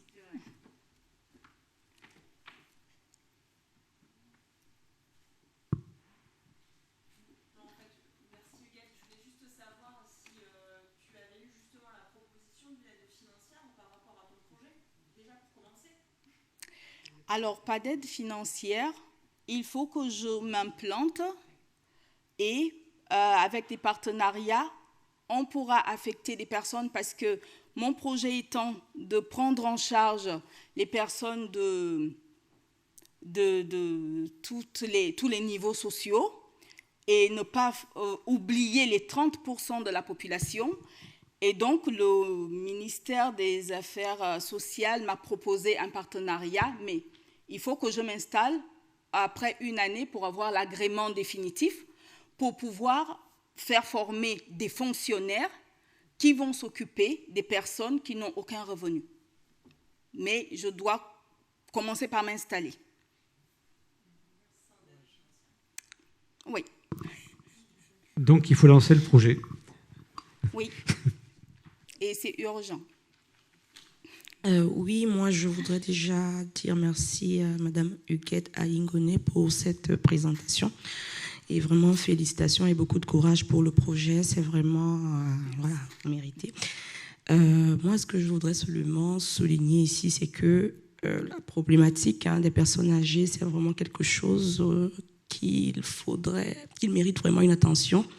Mais on n'a pas toujours le soutien de l'État. Moi, au Cameroun, par exemple, je connais des jeunes, tout comme la dame, qui, voilà, à leur propre compte, proposent ce genre de services, mais ne sont pas accompagnés, ne sont pas encadrés. Pourtant, la problématique, elle est là, elle est réelle. Et avec les changements de mœurs, voilà, il y a par exemple des personnes de la diaspora, quand elles arrivent là-bas, elles ont besoin d'avoir des personnes au service pour leurs parents, mais il n'y a vraiment pas de personnes qualifiées qui puissent apporter cette aide. Vraiment, le besoin, il est là. Et Monsieur Abraman, tout à l'heure, moi j'ai pu comprendre que vraiment la force, c'est que la société civile, vraiment, c'est à un moment, voilà, ils ont frappé la main sur la table, ils ont dit, il faudrait que les choses changent. Donc, tant qu'il n'y a pas ça dans nos pays, franchement, moi, je pense que ce sera vraiment difficile. Parce que moi, je connais un jeune infirmier, franchement, il fait des belles choses, il se débrouille, mais ce n'est pas toujours un service de qualité qu'il apporte. Et pourtant, ce n'est pas les moyens qui manquent, parce qu'il y a plein de personnes qui veulent bien qu'on prenne en charge leurs parents qui, à un certain âge, voilà, ont besoin d'assistance. Merci.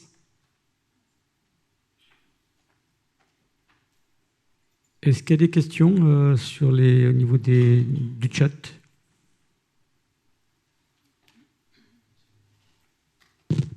Et est-ce que notre ami Augustin est arrivé enfin à se connecter?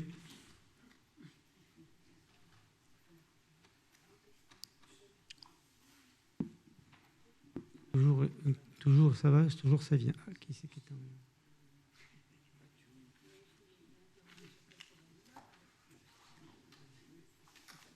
On n'a presque un pas de danse, là. C'est bien.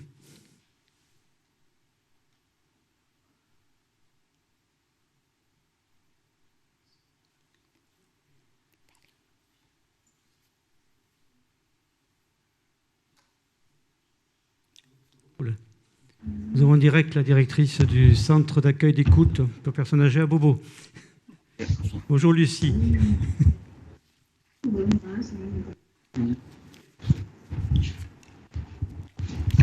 Bon, pourtant il semble être là, Augustin, on dirait.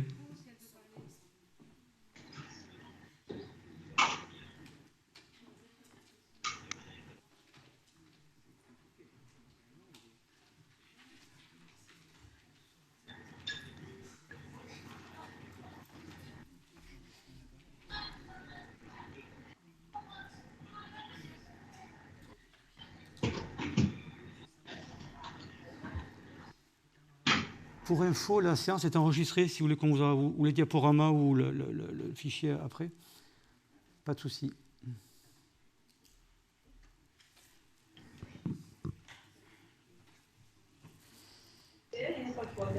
Est-ce qu'Augustin nous entend? Est-ce qu'il peut nous faire signe? Sinon, je vais présenter moi le diaporama, mais ça n'aura pas la même saveur. Désolé. Oui, je vous entends très bien. Seulement que je suis connecté à partir du smartphone. Alors par contre, est-ce que vous pouvez voir l'écran si on vous le passe? Parce que si on entend la voix et qu'on voit le diaporama, c'est mieux que rien. Oui, je peux. Est-ce que vous voyez là? Est-ce que vous voyez ce qu'il y a à l'écran? Non, je ne vois pas. Et par contre, je tente de partager mon écran. Ça ne va pas aussi. Alors, je ne sais pas comment on va devoir faire. Là, j'ai mis la première diapositive où il y a marqué, enfin, la présentation. Là. On peut faire effectivement de l'impro. Hein.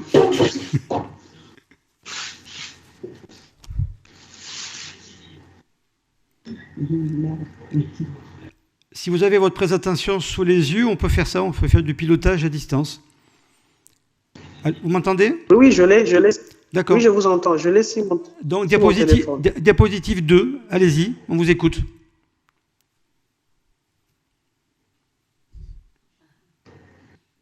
Pardon? Vous avez votre diaporama sous les yeux, vous l'avez avec vous, votre travail. Oui, mais bon, c'est bien qu'il commente un petit peu. Voilà, la diapositive numéro 2 de votre diaporama, là, il est à l'écran et les gens présents peuvent le voir. Vous pouvez, vous, à la limite, faire des commentaires sur chaque diapositive et moi, je les passe au fur et à mesure. On va faire comme ça. Vous avez compris? Oui, je comprends. Bon.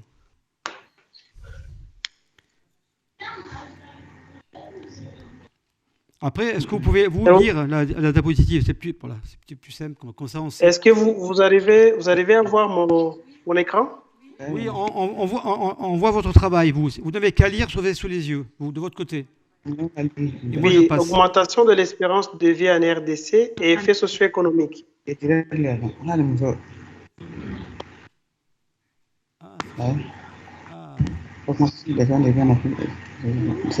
va y arriver. Allez-y, c'est bon là. On vous a en liaison, là. Allez-y, Augustin. Les liens suivants, lien et bien. La fiche programme aussi est envoyée. Les autres sont je pense que c'est lui qui doit...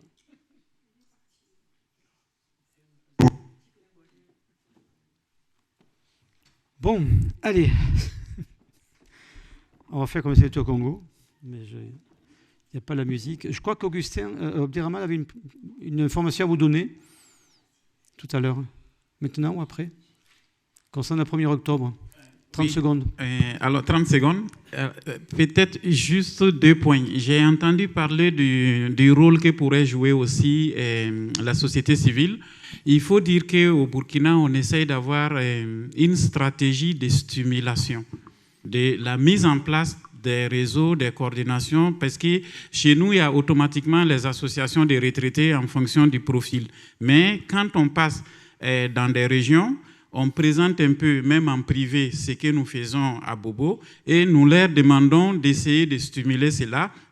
Si ça les convient, nous pouvons même venir parce que l'université est toujours apte à nous donner un bus de 70 places et il y a une structure pour le carburant. On est prêt à se déplacer, venir faire une présentation. Chaque structure présente ce qu'elle fait pour stimuler la naissance parce qu'on s'est dit que si on arrive à créer de telles organisations dans les autres régions, c'est là où on aura assez de poids pour avancer dans la prise en charge. Voilà ce que je voulais dire pour la mise en place, pour renforcer la société civile. Je disais entre-temps à Jean-Michel que j'ai oublié de vous dire que pour le 1er octobre prochain, parce que c'est le jour où nous fêtons vraiment la journée internationale des personnes âgées. Cette fois-ci, Jean-Michel serait naturellement au Burkina. On profite de sa présence et il va donner une communication dans une salle de 400 places que nous espérons remplir pour nous dire comment ici en France, ou notamment à Montpellier, comment les personnes âgées sont mobilisées à la fois pour leur propre cause et aussi pour aider d'autres profils. On attend parce que cela va nous permettre aussi toujours de continuer le plaidoyer au niveau de nos personnes âgées au Burkina pour dire, mais vous voyez ce que les autres font ailleurs, c'est le moment aussi pour vous de vous mettre à la tâche parce que les meilleures personnes pour défendre vos intérêts, c'est d'abord vous-même. Et nous attendons donc la communication de Jean-Michel le 1er octobre pour nous aider à faire ces plaidoyers-là. Merci. On va continuer. J'ai le temps de préparer justement la communication. Donc vous avez eu cette diapositive. Après, malheureusement, je ne pourrais pas vous faire d'autres infos. Alors, il a fait un très bon travail qui est très complet. On voit bien que là-bas aussi, même aux République démocratique du Congo, donc capitale, c'est Kinshasa, que l'espérance de vie augmente aussi et que les besoins existent. Alors, j'ai vu apparaître ça sur... Alors Fonest, c'est fondation... Alors SCST, ça apparaît plus tard, une fondation qui s'occupe des personnes âgées et des personnes en perte d'autonomie. Là-bas aussi, il y a la répartition entre hommes et femmes en faveur de la gente féminine. Je ne sais pas pourquoi d'ailleurs. Ce n'est pas le débat. Bukavu, c'est dans l'est du pays, c'est la région où habite Augustin. Alors, pour son visa, il dépend du consulat de Belgique à Kigali, au Rwanda, qui a pensé que le sommet France-Afrique, Afrique-France à Montpellier n'était pas une cause essentielle. Sans commentaire. Non, c'est la... Non. Il a pas, je pense que non, c'est par rapport au Covid. Hein. En temps normal, je pense que le visa, il l'aurait eu sans aucune difficulté. Voilà, donc hélas. Répartition, donc localisation, ville, campagne.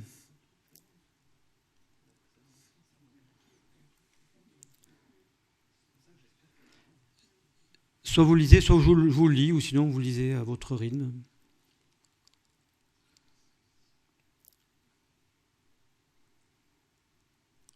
Le Congo aussi, par rapport au Gabon et au Burkina, il y a quand même plus des problématiques de guerre sans arrêt là-bas sur place. Donc il y a beaucoup de femmes qui se retrouvent veuves très tôt. Et malheureusement, il y a aussi des femmes, je crois qu'il en parle aussi, il y a beaucoup de femmes victimes de viol du fait de la guerre. Et les femmes âgées, les veuves qui se trouvent âgées et veuves, l'état de sorcière, je pense que c'est une réalité. Alors il y a toutes les cultures qui sont là derrière qui poussent, ce qui est dommage. Voilà, et effectivement en ville... les vieux, c'est pas péjoratif. Hein, l'Africain, quand il est vieux, c'est le côté bienveillant de la chose. Hein, voilà. Et du coup, effectivement, on n'a pas de ressources, donc mendicité, famine, etc. Et hélas. Je éviterai de lire le tableau économique. Alors, curieusement, effectivement, c'est un taux de croissance démographique énorme, 3,19% par an de taux de croissance, c'est énorme. Et paradoxalement, il soulève plus tard qu'effectivement, plus bas, que le taux de croissance économique est à 3,27%, ce qui est pas mal aussi. Je pense qu'on est peut-être au-delà même du taux de croissance chez nous. Alors, en 2050, donc c'était tout à l'heure 2050, hein, il y a 200 millions d'habitants. Ils seront nombreux. Hein. Ben, si vous voyez un petit peu la superficie, elle est à... On n'apparaît pas. Pardon ?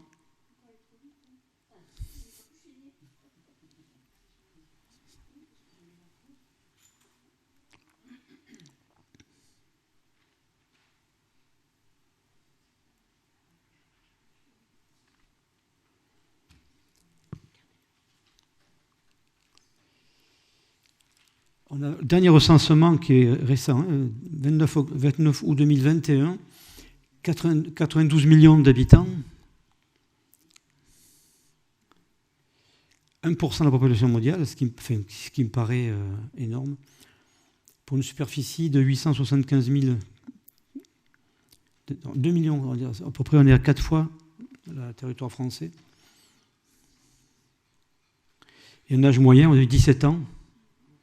C'est pas, au Burkina, je crois que c'est un peu plus, l'âge moyen, mais enfin, on n'est pas loin.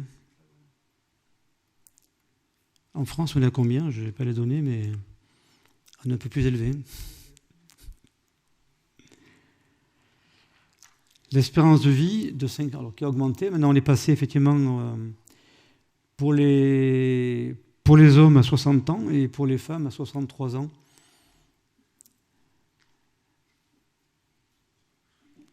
Au Burkina, ça sortait sur le travail d'Abdraman. En même pas 10 ans, on est passé de 55 à 61 ans. C'est énorme. Hein. Alors, c'est grâce au progrès, effectivement, de la médecine, même là-bas, et effectivement, de l'amélioration des conditions de vie de certaines personnes. La mortalité infantile, bon, ça...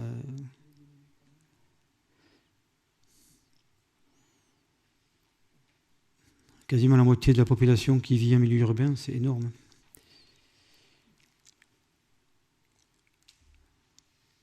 La pyramide des âges qui se resserre aussi comme chez nous, hein, à partir de 65 ans, ça se rétrécit.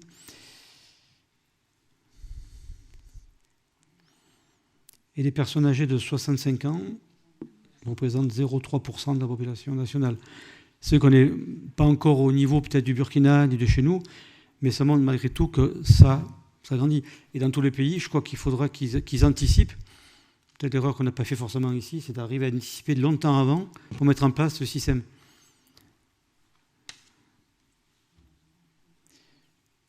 On revient sur la prévision démographique, donc à l'horizon 2050. On effectue une évolution, hein, sur les dernières années. Vous me dites quand je peux passer. Hein. Je ne sais pas à quelle vitesse vous lisez.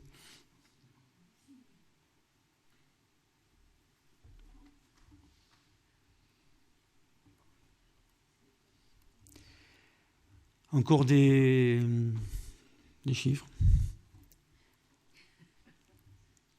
Alors c'est important, hein. Bon, après c'est un socio-économiste, donc il est là-dedans aussi. Après c'est intéressant aussi pour voir l'évolution plus tard, et que malgré tout, c'est quand même pas forcément un pays très pauvre, le Congo. Après, par tête d'habitant, je ne sais pas, mais...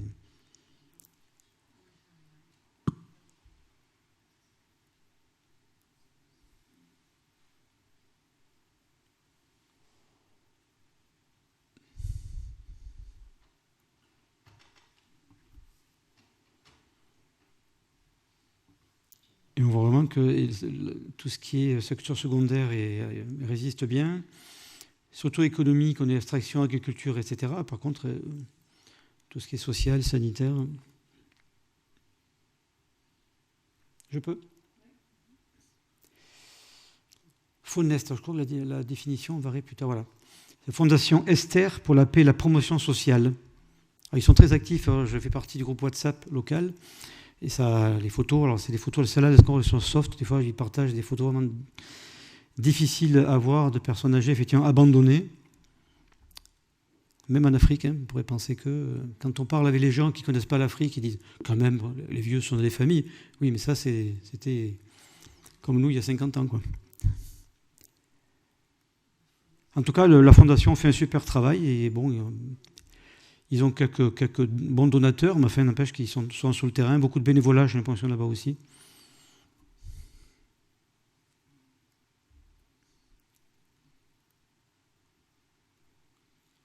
Alors, c'est bien de faire travailler aussi les personnes âgées, ça permet aussi de dégager des activités génératrices de revenus.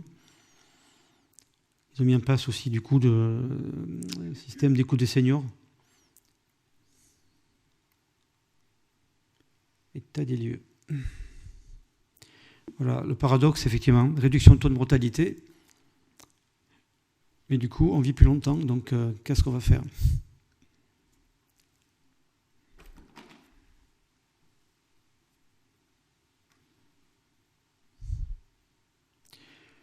Bien vieillir, ça a été dit en début de conférence, là. Hein. C'est bien de vieillir longtemps, mais c'est bien aussi de vieillir en bon état, autant que faire se peut, bien sûr. J'aime bien la dernière phrase. Hein. Un progrès, mais également un droit à y accéder au bien vieillir.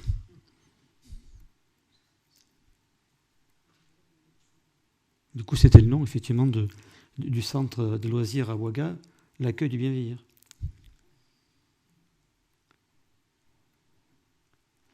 Ils reposent, même là-bas, ils en sont conscients que l'espérance de vie augmente, c'est bien, mais aussi il faut vieillir en bonne santé.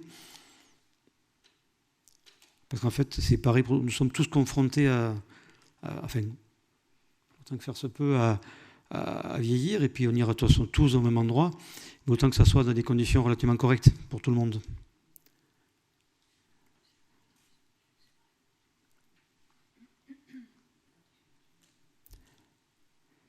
Il pose, hein, marché potentiel.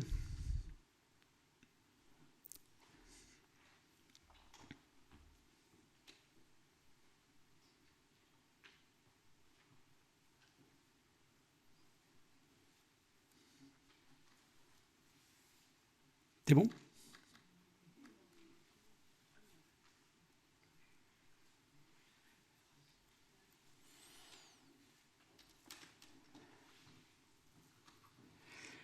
Je pense qu'il doit, lui, par contre, aurait pu expliquer la phrase, c'est que l'espérance de vie augmente et l'épargne des ménages augmente. Que ça va stimuler effectivement la croissance économique. Qu'est-ce qu'il entend par épargne des ménages ? Est-ce que c'est l'épargne en termes de financement ou c'est que c'est l'épargne en termes de main-d'œuvre et d'apport physique ? Ça vous parle, Abderrahmane, ce terme de mot? Pas du tout.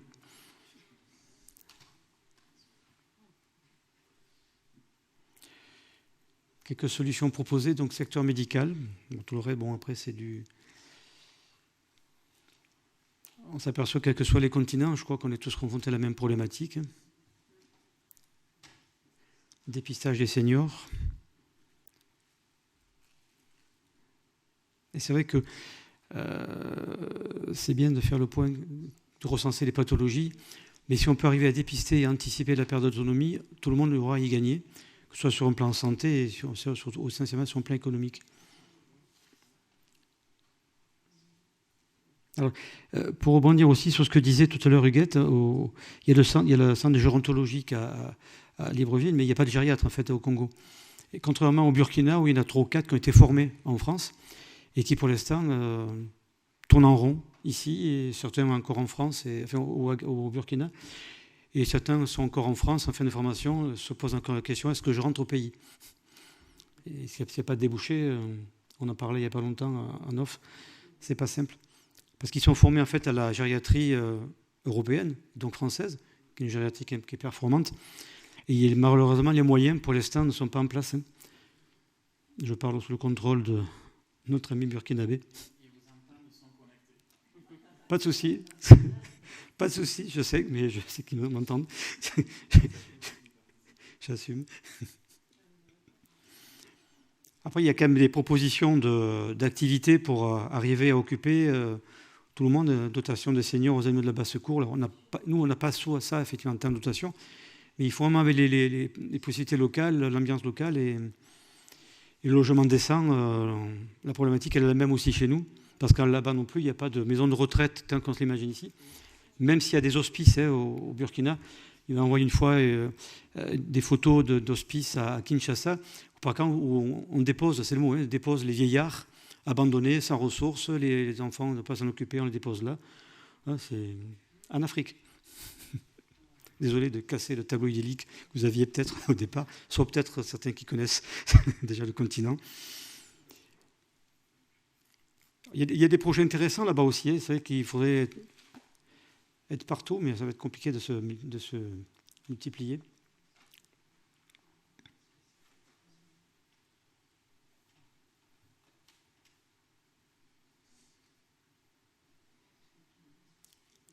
On voit réunification familiale et sociale pour les seniors. Ça prouve qu'il y a des cassures dans les familles aussi.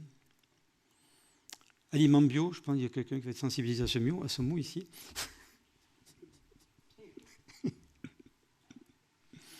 Et équilibré. Est-ce qu'il y a des diététiciennes dans la salle? Je ne pense pas, mais... Ah ben...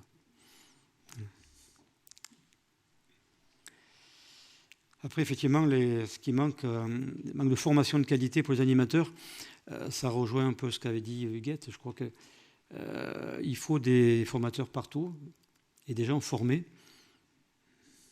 Alors, il y a quelques structures. Alors, Ouaga, il y a une structure qui existe. Je parle du pays que je connais.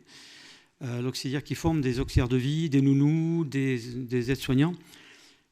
Mais par manque de moyens pour les former, on fait autre chose, mais c'est dommage. Alors là, il compte là aussi sur le personnel bénévole. Tant qu'il y a encore des gens qui avaient fait du bénévolat dans certains pays, ça va, mais au bout d'un moment, dire aux gens, tu travailles beaucoup, tu vas travailler pour ton voisin, pour ton papa, pour ta maman, et ça va être difficile.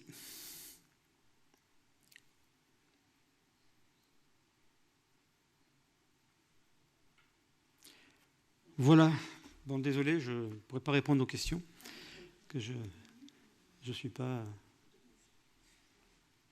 À moins qu'il soit de nouveau peut-être en ligne, je ne sais pas. Oui, je suis en ligne. Est-ce que vous entendez? Oui, je vous entends parfaitement. Alors peut-être, est-ce qu'il y a des gens qui pourront poser des questions dans la salle, éventuellement? Non, là, on a le Burkina en ligne.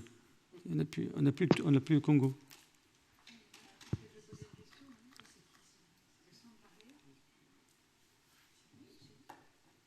Est-ce que quelqu'un veut une question? Madame Bationneau ne veut pas parler? Non, mais les questions, on a décidé que ceux qui étaient connectés, c'était en chat. Parce que sinon, comment ouvrir le micro à tout le monde, ça va être difficile.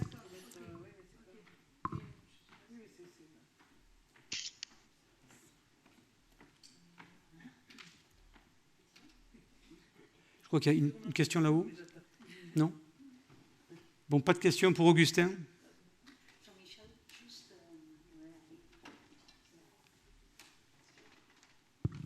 Bonjour Augustin, juste on était interpellé par les propositions d'activités pour les personnes âgées.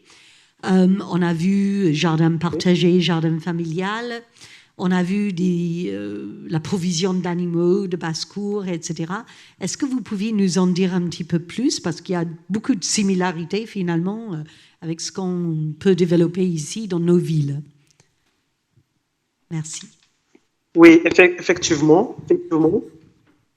Au niveau de la RDC, et spécialement les gens que nous accompagnons, ils ont manifesté ces soucis-là. C'est-à-dire, lorsque nous les avons approchés, et chaque fois que nous les rencontrons, vous allez trouver un senior qui, chez lui, il a toujours soit des poules, soit des lapins, soit des cobayes. Et il vous montre qu'il se sent à l'aise quand il est en train de gérer plus près ou de loin ou de près ces animaux-là. Et alors, il nous montre que cela aussi contribue d'une manière ou d'une autre à son épanouissement économique dans sa période-là de vieillesse. Vous allez voir, je prends un cas. Le petit-fils, ils partent visiter leurs grands-parents et de retour, comme le grand-parent ne bouge plus, il ne quitte plus la maison, l'unique cadeau qu'il a à leur donner, c'est de prendre au moins un de ces animaux et il leur donne. Et les enfants sont contents. Alors, lui, il se sent qu'il est rassuré de continuer à jouer le rôle de père de famille en faisant un acte pareil. Par rapport au jardin, c'est que nombreux de vieux ou alors nombreux de seniors que nous avons rencontrés, ils ont l'engouement d'être toujours en contact autour de petits jardins. Comme vous l'aviez lu dans les slides précédentes, vous allez trouver qu'à plus de 67%, l'activité qui contribue à la croissance de la RDC, c'est 67% provient du secteur primaire, y compris l'agriculture. Alors, les seniors que nous accompagnons aujourd'hui, ils ont cette mentalité de continuer à persévérer dans ces domaines-là d'agriculture. Alors, un petit jardin, sur le plan psychologique, ça va les aider à avoir et à conserver cette culture-là qu'ils ont depuis leur âge de jeunesse. Et c'est en ce sens-là que nous avons proposé que cela pourrait être mieux. Et alors, les aidants pourraient intervenir chaque fois pour aider également à entretenir ces petits jardins et à prendre soin avec le senior concerné, le petit bétail qu'ils peuvent avoir.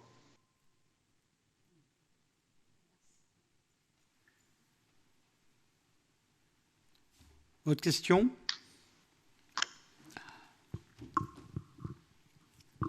Oui, moi je voulais remercier déjà Monsieur Augustin de nous avoir communiqué ce gros travail qui est fait.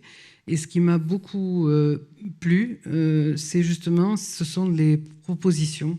C'est-à-dire que, bon, nous, c'est vrai qu'on a une expérience beaucoup plus ancienne, une expertise ancienne, mais je dois dire que moi, par exemple, actuellement, je suis bénévole à la fédération ALMA, qui s'occupe de la maltraitance, qui fait de la prévention de la maltraitance des personnes âgées, des personnes vulnérables. Et je peux vous dire, je fais une permanence téléphonique les jeudis. Et je peux vous dire que des histoires, des problèmes de maltraitance, il y en a, y compris même dans les maisons. Voilà. Donc, et ce que je trouvais intéressant, c'est justement ces propositions qui collent dans le pays. C'est-à-dire que, bon, alors je sais que par exemple, le docteur Pratico connaît bien le Burkina et du coup, effectivement, ça lui a permis de faire cette proposition de quelque chose qui n'existe pas chez nous, par exemple, parce que je pense qu'il a cumulé ses connaissances à lui de la personne âgée, plus effectivement quelque chose qui est mieux adapté. Et je trouve que c'est essentiel, je veux dire que ça suffit quoi, de copier les modèles européens qui ne sont pas parfaits, loin de là. La paupérisation des personnes âgées, je veux dire, chez nous, c'est pas un mystère non plus. Des personnes qui vont dans les poubelles, des vieux, etc., qui ont des logements complètement... Donc je crois qu'il faut arrêter d'idéaliser notre société, même si elle a justement des bonnes choses et qu'il y a des bons fondements. Et je trouve intéressant que chaque pays ait la possibilité vraiment de lutter aussi avec son modèle social à lui. On a parlé du Gabon tout à l'heure, et moi, par exemple, j'ai beaucoup d'amis gabonais aussi. Et je vois bien, je sais bien que le Burkina, c'est pas le Gabon, c'est pas le Congo, enfin c'est pas le Cameroun, et je crois que c'est bien que chacun puisse se réapproprier son identité avec effectivement une idée que, et là en ça effectivement on est pionnier à savoir qu'il y a une prévention pour les personnes âgées à faire. Après maintenant que chacun trouve son moyen. Donc je remercie beaucoup, Monsieur Augustin, donc j'ai du mal à dire le nom par ailleurs. Et puis je l'encourage à continuer quelque chose qui me semble vraiment très intéressant. Voilà. Juste une précision, Marie-Claude, si tu le permets. Le projet du centre de loisirs à Ouaga, ce n'est pas un projet pratico, c'est un projet qui a été tissé par l'association après des rencontres avec les gens sur place pour évaluer leurs demandes et leurs besoins. Voilà.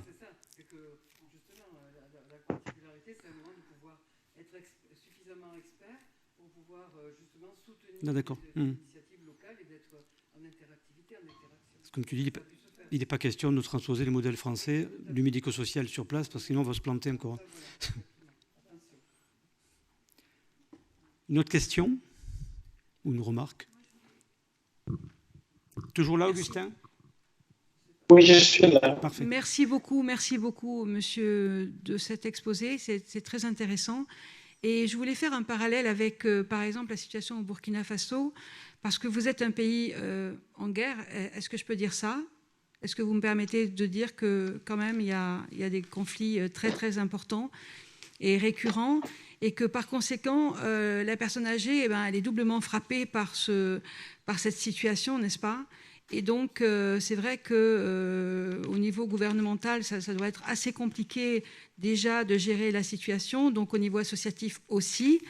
Donc, la personne âgée, je crois que c'est peut-être le cadet des soucis, peut-être, de l'organisation de l'État congolais. Et donc, vous êtes à ce titre à féliciter de vous en occuper. Et donc, est-ce que, parce que nous, on n'en a pas parlé avec le docteur Berthet, mais c'est vrai que la situation au Burkina et avec le terrorisme frappe les personnes âgées. Il y a 1 500 000 personnes déplacées au Burkina Faso, dont énormément de personnes âgées qui ont été arrachées à leur village, à leur lieu de vie, etc. Donc la situation de précarité de la personne âgée, elle est doublement pénalisée. Et donc je vois bien qu'au Congo aussi, et dans la mesure où vous êtes toujours sur des conflits, ça doit être encore plus difficile. Qu'est-ce que vous en pensez? Merci. Oui, merci beaucoup pour la question. C'est quand même une question qui touche à la réalité que nous vivons en RDC. C'est que nous sommes dans des situations de guerre à répétition. Et cela est du côté beaucoup plus est de la RDC. Et nous, même l'association FONEST, intervient à l'est de la RDC. Et le milieu dans lequel nous intervenons, ou alors la cible, tient effectivement compte de ces risques-là, tient effectivement compte de ces enjeux géopolitiques. Parce que la guerre qui est à l'RDC, c'est vrai, elle perdure déjà. Et on est en train d'apprendre à vivre avec, effectivement. C'est difficile, mais on apprend à vivre avec parce qu'il n'y a pas de solution autre que de s'adapter. Alors, les seniors connaissent alors un sérieux problème, encore dans ce sens-là, pour autant que lorsqu'il faut maintenant les déplacer en cas de conflit. C'est sûr, on n'a pas encore eu un cas pareil parce que nous, à l'est où nous intervenons, la partie de Bukavu, on n'a pas encore un problème de déplacer les seniors. Mais on sait, comme on a le plan d'aller un peu partout en RDC, ça c'est un grand défi auquel nous sommes en train de nous attendre et auquel nous cherchons des solutions adéquates. Mais en tout cas, c'est une réalité qui se vit ici. Comparativement au Burkina, où c'est vrai, il y a aussi des cas de terrorisme ou alors des cas de conflit, c'est vrai, les projets s'y exécutent. Et que donc, nous aussi, on est en train de chercher des mécanismes pour s'adapter effectivement à la situation de guerre que nous vivons. Et cela ne doit pas être un motif pour dire, voilà, nous croisons le bras et que les seniors ou alors toutes les personnes âgées qu'on laisse à l'air triste et sort. Il faut qu'il y ait quand même quelqu'un pour prendre le courage et les approcher et faire quelque chose de plus par rapport, quelle que soit la situation dans laquelle on se trouve.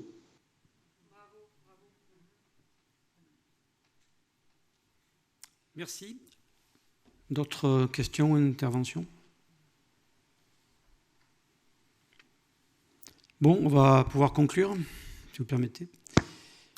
Donc, définir les enjeux et perspectives donc, de notre projet, parce que vous avez aussi parlé aussi du projet pour lequel la métropole nous a gentiment soutenus.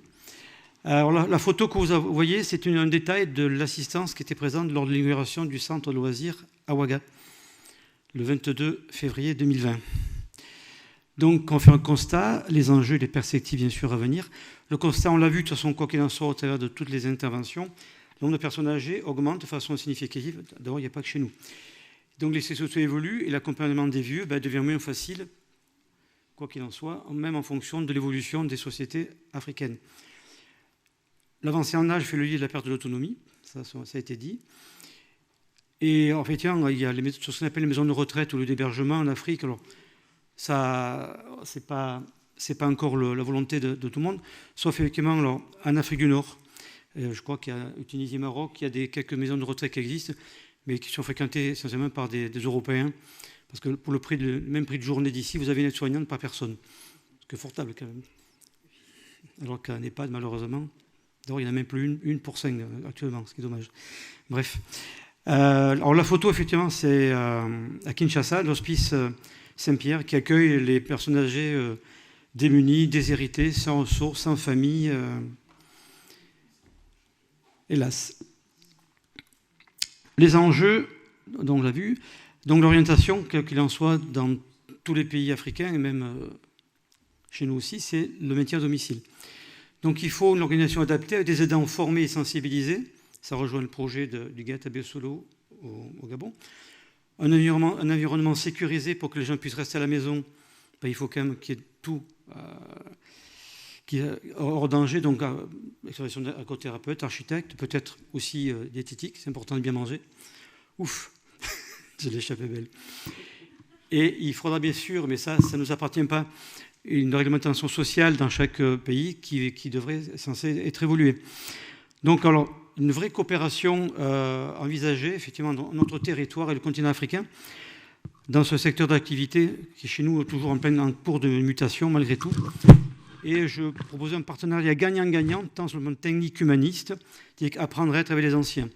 Le partage gagnant-gagnant, c'est-à-dire que on peut aussi aller accompagner des structures sur place qui veulent se mettre en place pour accompagner les gens en domicile, formation, soignants, etc., dans tous les métiers. Et donc impliquer des structures de notre territoire métropolitain et pourquoi pas départemental. On a quand même les ressources ici humaines, techniques pour aller à la fois former sur place, si sur place il n'y a pas de formateur, bien entendu. Il n'est pas question de substituer aux gens en place. Et aussi, pourquoi pas, accueillir des stagiaires en formation. Et d'ailleurs, peut-être les gens d'ici seraient contents d'avoir aussi des stagiaires de temps en temps. C'est bien pratique. Voilà, c'est un projet qu'on essaie de construire. C'était donc le moteur du projet que nous avions donc mis dans l'appel à projet que la métropole a gentiment soutenu. C'est qu'après, le projet est intéressant. Voilà, pour faire vraiment valoir ce côté quand même économique et solidaire dans l'échange, puisque nous partons vers une relation métropole-Afrique, j'espère, fructueuse pour les années, même après notre passage ailleurs. Voilà, donc après, nous cherchons bien sûr on changera de pièce, c'est ça. Donc après, c'est trouver des partenaires financiers, oui, mais déjà techniques pour commencer à construire un projet, travailler là-dessus, et après, voir comment on peut faire, dans quel pays, et au moins trouver peut-être un pays pilote qui peut servir d'expérimentation et voir ce que ça donne. Après, bon, par contre, il faudra des financements, mais avant de trouver les financements, je pense qu'il faut construire le projet. Commencer par là et on voit ce que ça donne par l'histoire. Donc, modalité, le fonctionnement et structure volontaire. Après, bon, on a eu une conférence avant-hier dans l'amphithéâtre du groupe MBV, qui est aussi mutuelle du bien vieillir, aussi, mon ancien employeur, pardon. ou qui était dédié vraiment aux structures de domicile dans la région. Donc, il y a une structure qui était assez intéressée pour commencer l'aventure avec nous. C'est Service Sud, comme par hasard. Bref. Voilà. Donc, à long terme, après ces petites pensées personnelles, que l'élévation du niveau de vie va être un frein à l'exode, et éviter que les gens veuillent partir vers ce miroir aux alouettes qui est devenu l'Europe. Parce que je vais en Europe parce que vous gagnez beaucoup d'argent. Il suffit d'arriver en Europe, il y a des euros partout, on se ramasse, on s'en va. C'est plus ça. D'abord, ça n'a jamais été ça. Mais il faut peut-être éviter que, du coup, s'ils ont un boulot sur place, je connais que le Burkina parce que je ne connais pas d'autres pays africains, mais effectivement, les gens le disent, si on a un travail ici, on peut vivre de mon travail, je reste chez moi. Qui c'est qui irait émigrer de Montpellier pour aller à Libreville ou en Jordanie pour trouver du boulot, parce qu'ici, il n'y a pas personne. On est mieux dans ce pays pour travailler. Du coup, effectivement, quitter ne sera guidé que par le choix et non plus par la volonté, par la nécessité, ce qui, à mon avis, change tout. Voilà, merci pour votre présence, votre attention. Et donc, je déclare la conférence terminée. Si vous voulez rester pour échanger un petit peu en aparté, ça sera avec plaisir. Sinon, merci d'être venu. Bon retour chez vous.